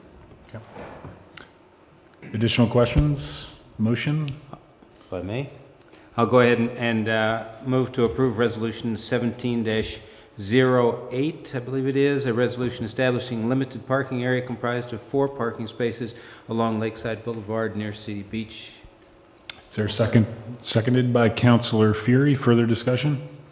All those in favor, please raise your hand. Those opposed, like sign, and that carries unanimously as well. Michelle. Thanks, Maria. We will move on to Item 9, which will be our own Ordinance 17-2 now, an ordinance amending Whitefish City Code, Title 2, Chapter 10, as it pertains to quorum of members of the Architectural Review Committee, essentially reducing the requirements for a quorum from 5 to 4 committee members. Wendy. Good evening. So the Architectural Review Committee was originally established in 2003. They review all the commercial, multifamily, industrial type projects. This committee is comprised of both design professionals and laypersons with 3-year terms. In the meeting rules and regulations, in the in the city code, it says 5 of the 7 members is required to conduct any business, and it's a quorum, and not less than a quorum can conduct business. So we have had an unfilled position since October, and 2 of our members do work at local architecture firms, so we often have challenges making sure that we have a quorum and providing services to the folks that are coming to the committee. We've been doing a pretty good job, but we have had to cancel, in fact, our meeting tomorrow because we don't have a quorum. So it's not ideal for the public, applicants, or volunteer committee members to be changing committee meetings. So interestingly, I did look at all the other committees, the standing committees, and none of the other ones require more than a standard quorum. So this isn't really working well for our committee, and we really would like to get another member. So if anyone knows of an architect, landscape architect, or other sort of design professional that'd be interested in being on our committee, let Michelle know. So we are asking to approve reducing the quorum down to 4, and I did hear from a couple of my committee members, and they, of course, support this as well, so we can get on with the business of the Architectural Review Committee. Can I answer any questions for you? Any questions? Thanks, Wendy. Appreciate it. Motion? Katie. 17-2. I move to approve ordinance 17-2 to reduce the quorum of the Architectural Review Committee from 5 to 4 as recommended by the city staff. Is there a second? Second. Seconded by Councilor Barberis. Further discussion? All those in favor, please raise your hand. Those opposed, like sign, and that's unanimous as well. Michelle? We'll move on to item 11. You have Chuck's written report enclosed with the packet. Any questions for Chuck or anything additional to report on? Chuck? Yes, the only other item I have would be, I did send an email about doing another tour of City Hall for the City Council on Wednesday, February 15th, and Adam Hammett will be in town. Then he starts work on the 16th as city manager, and so he can join us. I think I heard back from one council person, but is that generally going to work for people, we would like an RSVP just because we have to have hard hats for you. So, Can everyone make it? Yes. Yep. Andy, okay. The time is I think I sent my Uh, RSVP, but I if think I it didn't- is 5:30 that we set it up at. Good, great, thanks.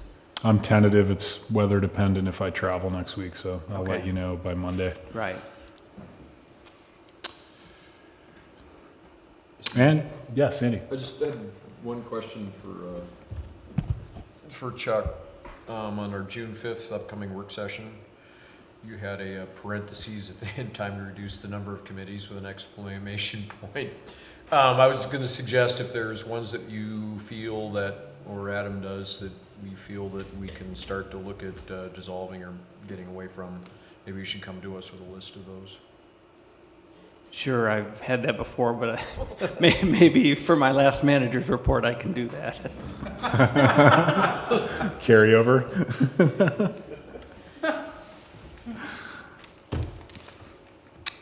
Dana, time for our mid-year financial report. All right. Good evening, Mayor Mulfeld and City Councilors. As expected, from the first quarterly report, we have seen improvement in our property tax supported funds, specifically the cash balance. We are up 194,000 roughly, or 14% up compared to the last year. There are some specific reasons for that I'll just touch on briefly. My full staff report is on page 180 of your packets.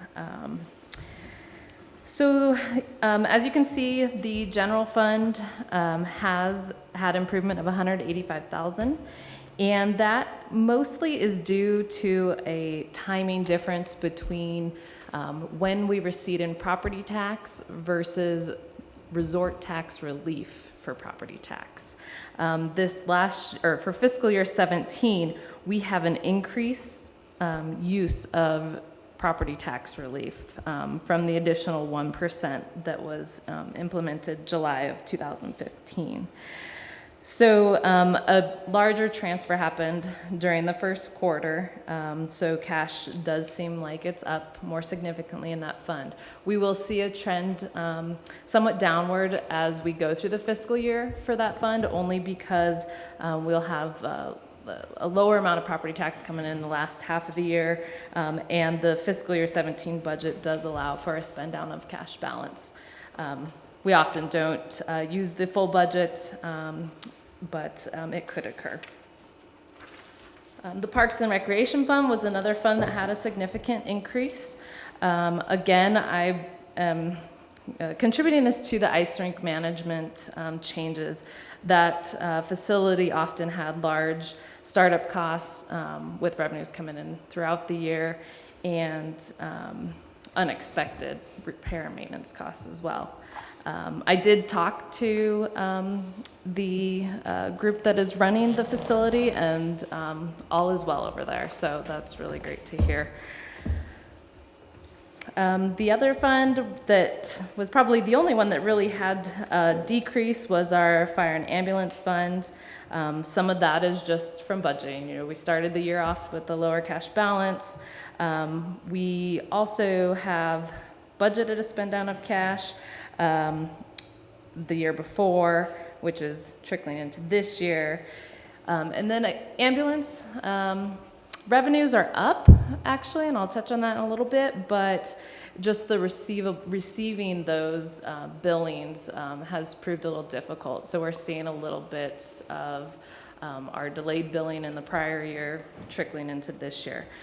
We are monitoring the outside company, and we'll be meeting with them soon, actually, because the one-year contract will be coming up. I think that they're doing as much as they can. What happens with some things like Medicare is you reach 6 months and they don't take any more claims. So as you get behind, you really can't try to refile with them for claims. But, you know, on a good note, we did just do a recent rate increase, so I think we'll be able to recoup some of those costs during the rest of the year. So overall, though, everything's looking great. It was a mid-year report that I was like, yes, it's a wonderful one. We had some really great notes that I'll touch on briefly for you. Expenditures and revenues are all aligned with the budget really well right now. One of the new things that we're seeing this year is municipal court fines and forfeitures are up. Right now they're 59% of the budget, but more importantly, they're 39% higher than last year. I've talked to both the attorney, police department, just trying to get a feel for what's going on.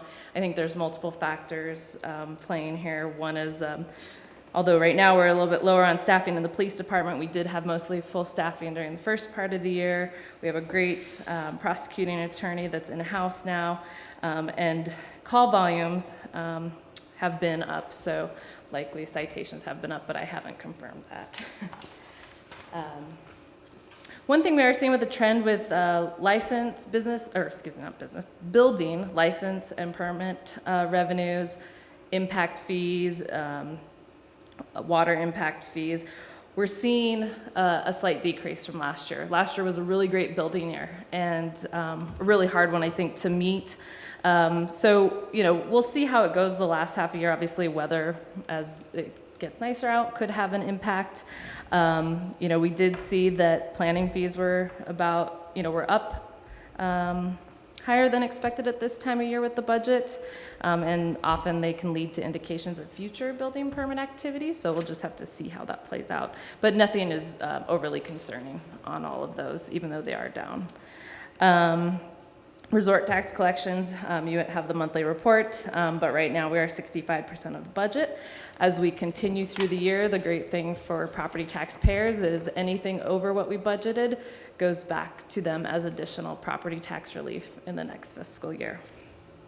Ambulance service charges are up 100%, as I mentioned earlier, $291,000.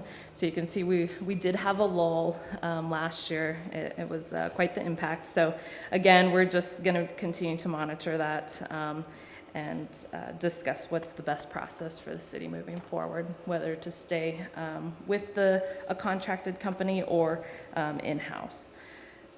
So kind of onto the expenditure side, everything's looking great. All funds, most funds, I should say, are on target.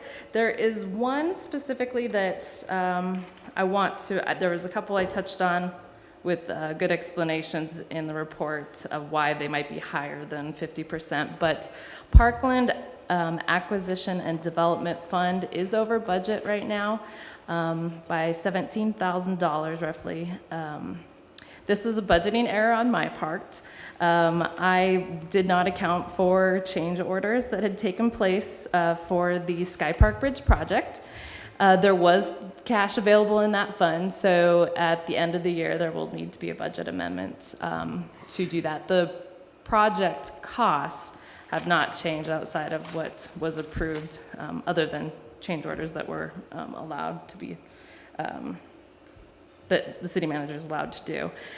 So it's just simply going to have to be a budget amendment that hopefully isn't too worrisome.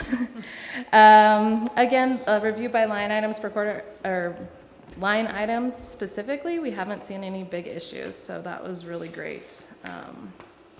I'm probably just getting better at budgeting or something. I don't know, getting the salaries and stuff on there correctly. So.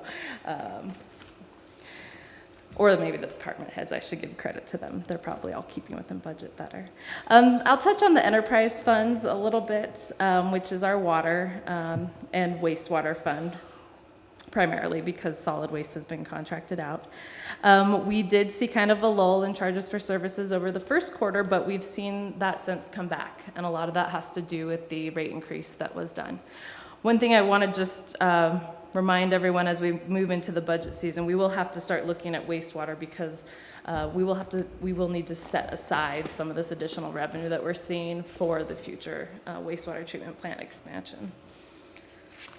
And provided a debt summary just for your information. It's nothing concerning, but just so you know where we're at.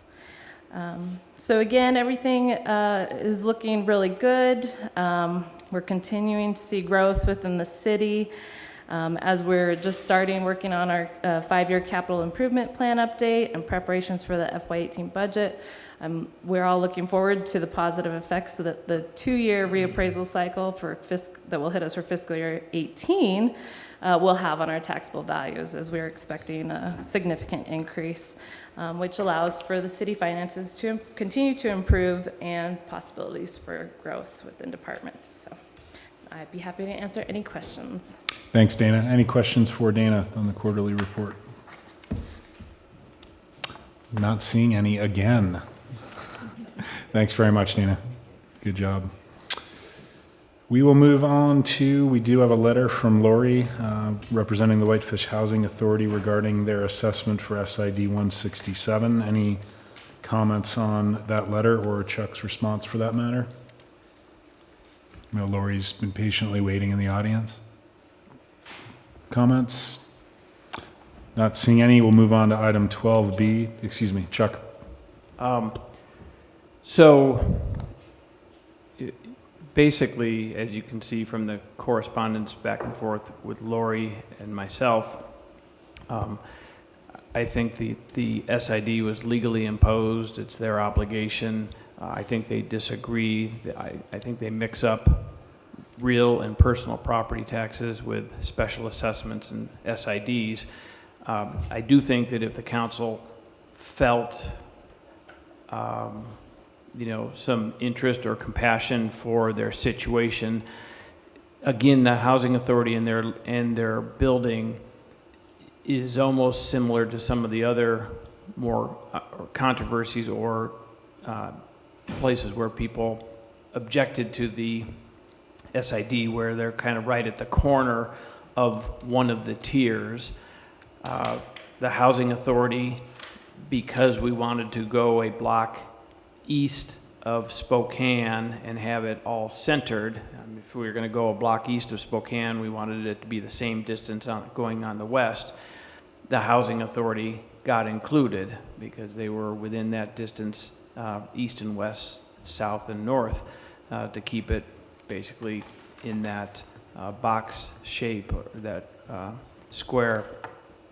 But I think we all do recognize, other than the indirect benefit that we ascribe to a lot of the businesses, I mean, we don't think too many businesses or too many people who go to Riverside Plaza, where Frank Sweeney has an office, and that was Frank's kind of comment, will use the parking structure.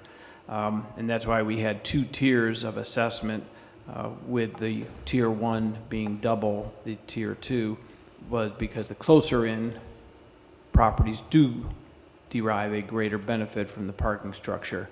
The indirect benefit to something like Riverside Plaza is it should free up parking in the railway district, which there is a parking problem, as you all know, and we've had a lot of comments on that.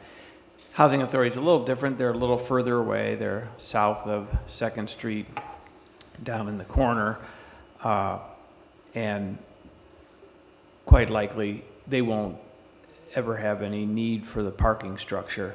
Now, there is the indirect benefit to other businesses normally that a rising tide floats all boats. As the parking structure is in place and business and economic development expand downtown, every property downtown becomes more valuable, more businesses can go in and they'll thrive more, et cetera, et cetera. Again, that rationale is probably not as relevant to the housing authority discussion as it would be to other businesses. They can't really grow any in their current location. Perhaps maybe they can, but that's probably not their plan.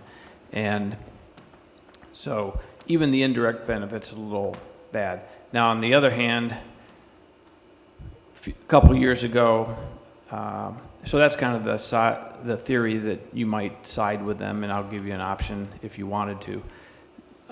On the other hand, a couple years ago, you agreed with them to help them out by getting rid of the payment in lieu of taxes for real estate and personal properties that is in the agreement that they sent and they cite in some of their correspondence.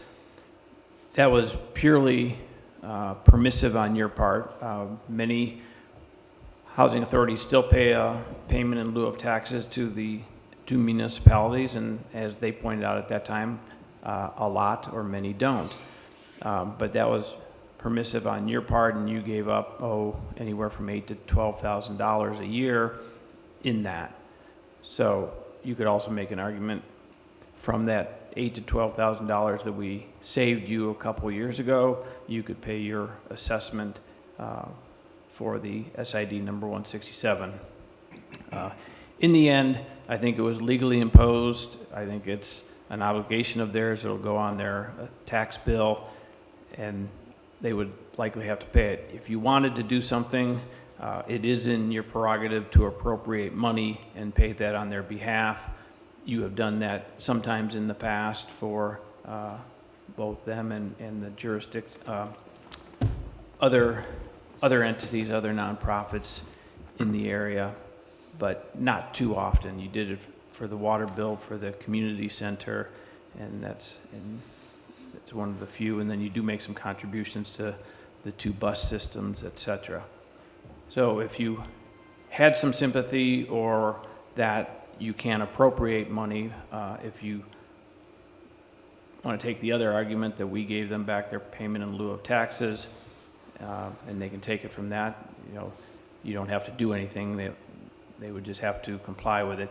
If you wanted to do something either tonight or in the budget, you could always give some direction to staff to either include it in the budget or bring it up during the budget, et cetera, and just pay their assessment. I did have their assessment in the packet. I'll try to find the page number of it so that you can see it. And I don't know if Lori had any other comments, that she wanted to make on it. I think it's $26,663. Yeah. And that's assessed over a 20-year. Right, their annual at 4.5% interest, and if you remember, we're now going to assess at 4.86% interest, so that was just an estimate at that time. Would have been 2049.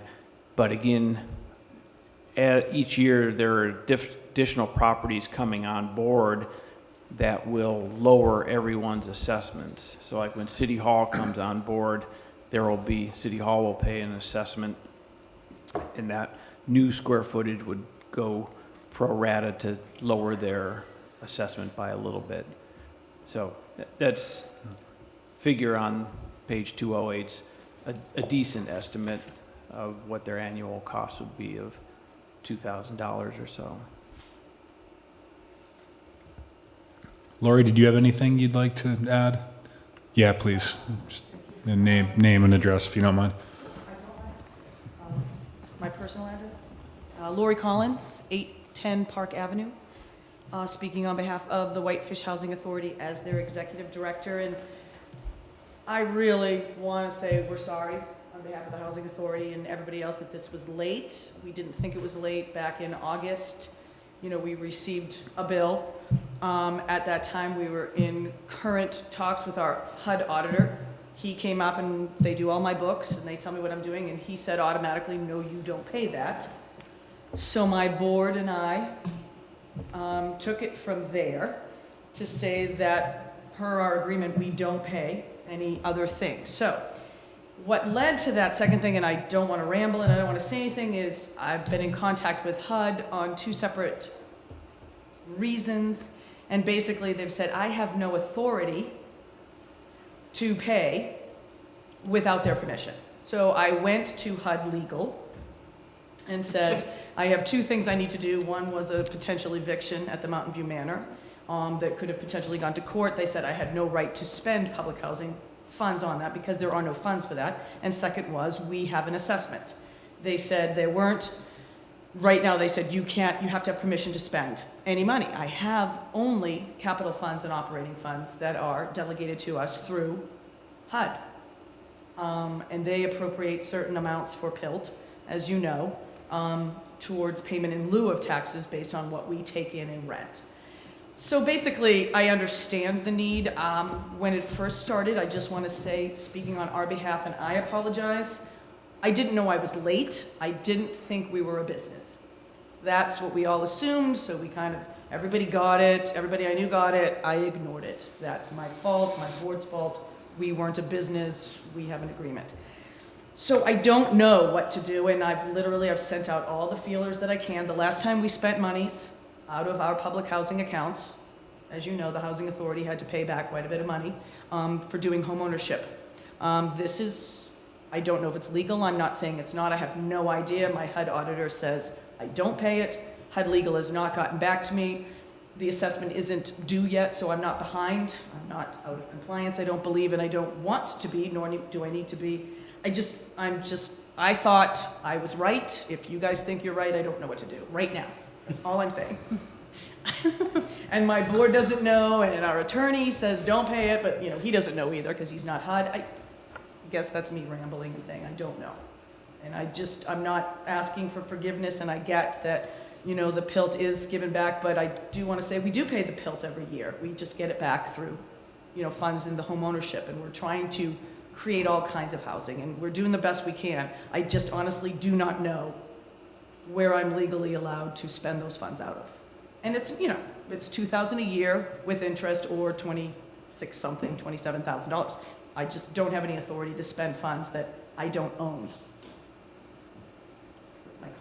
So I'm happy to answer a question, but I don't know if I have an answer. Well, when you do get an answer, if it remains an issue, just circle back with us and we'll continue the discussion. I will be happy to do that. It has been sent on to HUD counsel/legal as far as I know. Okay. I spoke to my financial analyst, who's my intermediary today. She has not heard back. That's all I know. Okay. But so far, I think I'm not out of compliance, correct? No, because it hasn't been assessed yet, or the first payment isn't due. I think it's February, so I'm so sorry. No, it won't be assessed until next fall, so it'll be on your next fall tax bill. So one thing in the future, if the council, wanted to, one option to have it paid would be, let's say they give us $8,000 in a year for payment in lieu of. You could only give them back $6,000 of that and take that $2,000 to pay this bill. So that would be another way to address that. Or you could say, we sympathize with your position, we'll pay this $2,000 each year on your behalf and still give you the PILT back.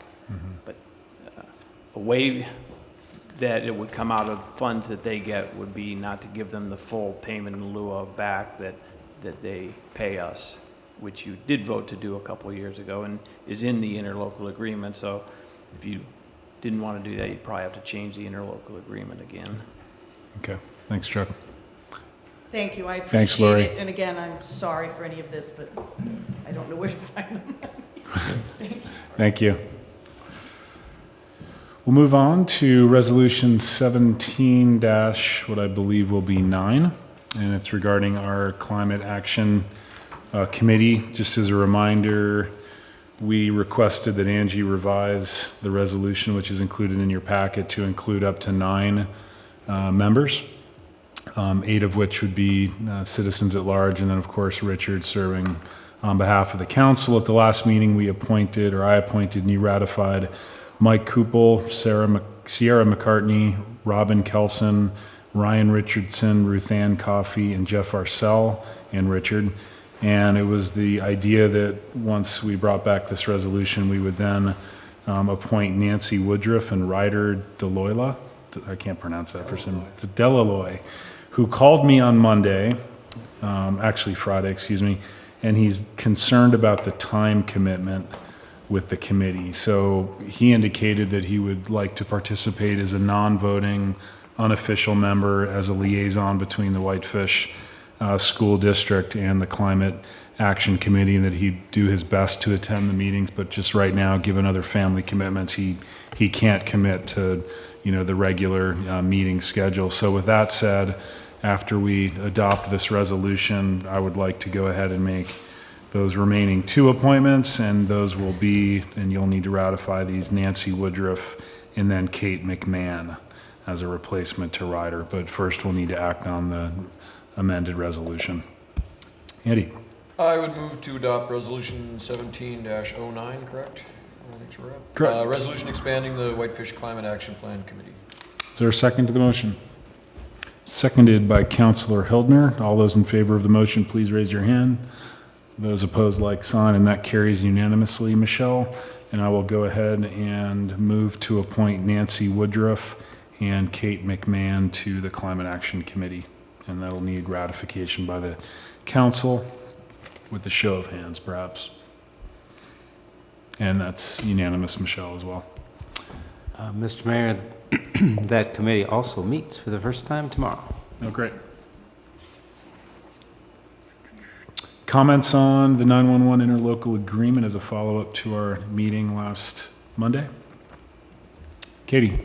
If anyone has any further comments or changes to the interlocal agreement, we will be meeting to go over the entire document, so just feel free to shoot an email over to me. Great. Thanks, Katie. John? Chuck? I mean, one thing the council could consider is requesting, and best way to request it is put it in the agreement that the county commissioners actually set a deadline for putting a funding proposal on the ballot to the voters. I was going to suggest equitable.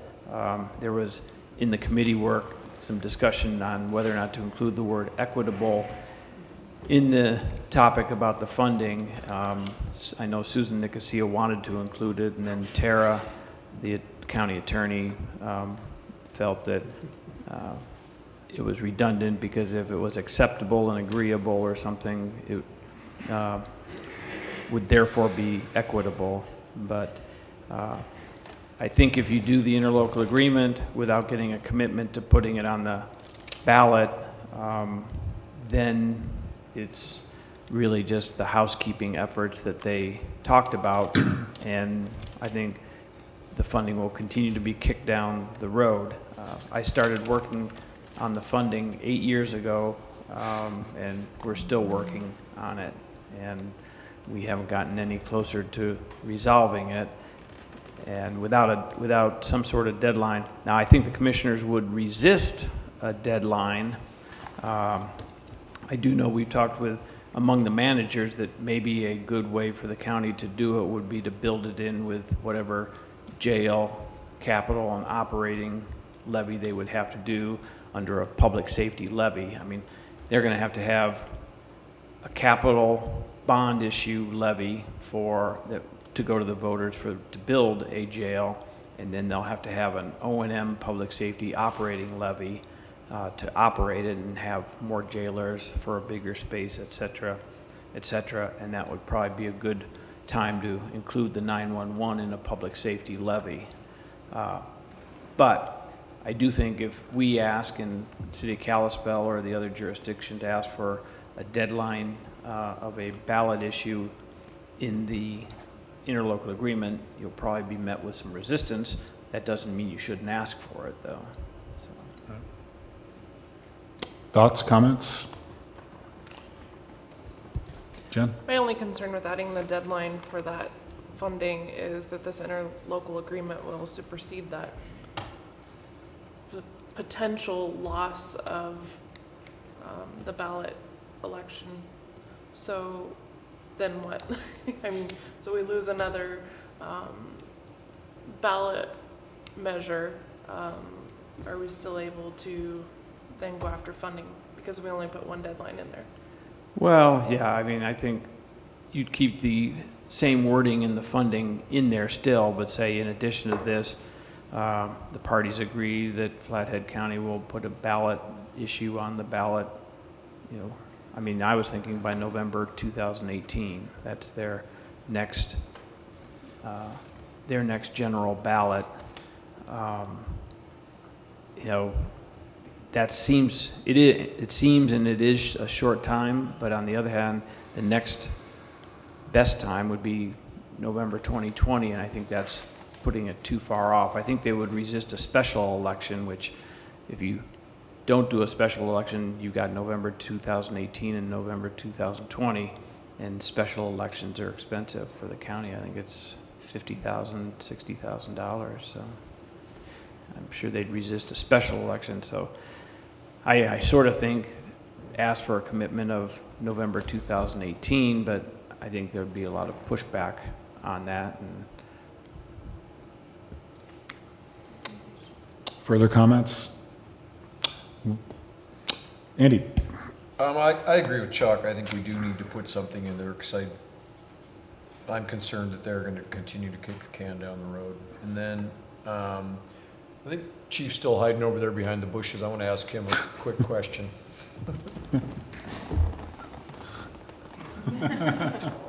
There you are. There you are. There was considerable discussion, actually I thought like more than it needed to be, about the director ultimately being an employee of the county as opposed to being an employee of the board. And I guess my question to you is, and what I got thinking about that later, it's, you know, there's 6 departments that are in the cities, and there's basically 1 sheriff's department. And the reality is our demand for that is probably much higher than the county's is. And then I'm wondering, it's like, well, if we've got municipalities have police and fire, and the county's telling this guy what to do, and ultimately we're the ones that put as much or more demand on that, is that a good thing? I mean, is that something that we need to think about? I mean, it was like, everybody's like, oh, we're a county employee. And so that means they're hiring them, they're firing them, they're telling them what to do, they're telling them how to do it. And does the board get left out of that equation, and does that leave us and our departments kind of left out of that equation a little more? We've had that discussion, and you know, I talked to Phil Mitchell quite a bit about it, and he assures me it's his intent, and I've also talked to Pam Holmquist about it, that the users, the cities, would always have a voice in what we're doing. But since I'm up here, you know, we do discuss this, and we have a meeting this coming Wednesday, and our big emphasis this time, before we go for another funding mechanism, is to show the stakeholders that we've done our due diligence. We've done an audit. We have looked at, I think, every aspect of how the dispatch center runs. You know, we missed it by 11 votes in Columbia Falls the first time. And I agree with Chuck that we should ask the commissioners to have a deadline because, as Chuck says, if we don't, we're going to keep kicking it down the road. And bottom line is, we're one avalanche, we're one lightning strike away from inoperability. We have to find a way to fund this, especially our capital. So I think as much friendly pressure as you can put on the commissioners, it would be a good thing for you to do. And, you know, we're going to keep bringing it up. And talking to Phil, he was thinking probably in 2018 they were going to look at a ballot initiative, as long as we can come up with a fair and equitable way of doing things. And Katie's you guys have been talking about some funding mechanisms. Yeah. So, it's you know, a 30-headed snake. I mean, everybody's got an idea, and hopefully we can come up with somebody. So, that answer your question? That did, yeah. Thank you. Thanks, Bill. Chuck? And one other aspect of that, Andy, is, you know, the cities right now are making financial contributions. So until it was like a countywide equitable levy, we have resisted it becoming a county employee because we make financial contributions. But in a countywide levy, it's like a lot of the other countywide levies, it seems appropriate that it's just a county employee, and the chiefs and the fire would still be on the operations board. Of course, this proposed interlocal agreement amendments sort of scales back the ops board from rather than meeting, I think they would go from meeting either monthly or every 2 months to a minimum of 1 year. And they could meet more often as well. But a significant reason for going to the county employee is right now that board and 911 have to get their own workers' comp coverage. They can't come under the county. they can't come under the county for liability insurance.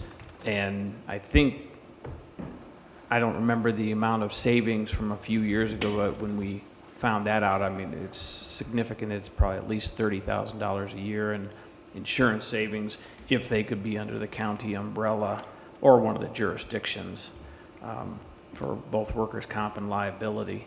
So there are some cost savings, and it eases the whole management regime of if they were to go under it. Because right now, Mike Pence the county administrator doesn't feel real comfortable other than friendly suggestions to the director of how she does some things. And you know, the board is, as was pointed out at the meeting, the board isn't down there on a regular basis and meeting with them regularly.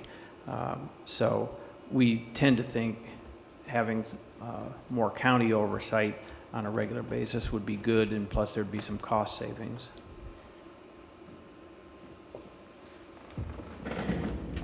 Further comments? Not seeing any. We'll start with Pam tonight with councilor comments. I just wanted to thank all the staff and departments that helped make a very wintry winter carnival a success. Thanks, Pam. I have nothing this evening. Thanks, Richard. No comments either. Thanks, Katie. No Jen? comments this evening. Andy? None. None. I have just a couple brief ones. I did not hear back from the county yet on our letter regarding the 93 South plan, just an FYI. I did indicate that I would be willing to go down there to one of their regular meetings and get in front of them if that's what's necessary. What's your prerogative? Would you like me to go ahead and set that up? If that helps, that'd be great. Okay. Unless they respond to me, I'll go ahead and get that done. And then finally, I would, one thing that came out of that meeting last Monday regarding our, the mills that were levied regarding weed control is that there really isn't a lot of communication, it seems, between the commissioners and the weed control board that they manage. And I would like the city to draft a letter to the commissioners and copy that board indicating that we would like some resolution or discussion on how that 45,000 plus or minus, dollar figure that we're being taxed is not being, spent within corporate limits of the city of Whitefish. I think that's a letter that I think we should draft to ensure that they address the issue with their board. So if it's okay with the council, I'll work on a letter with Chuck. Andy? I guess Maria can probably comment on this more, but I think it's a very similar situation with the county parks levy that we pay also. We've long been kind of the forgotten stepchild, and we pay in, and there's supposedly a certain amount of money that should be spent back here, and I don't think it ever gets spent here. So yep. We might want to ask on that one also. Okay. And maybe expand the letter to include both. Well, or let's start with just maybe the weeds for now and see where we get. I mean, Andy raises a good step. In my mind, 911 is most important because that's about 8 mills.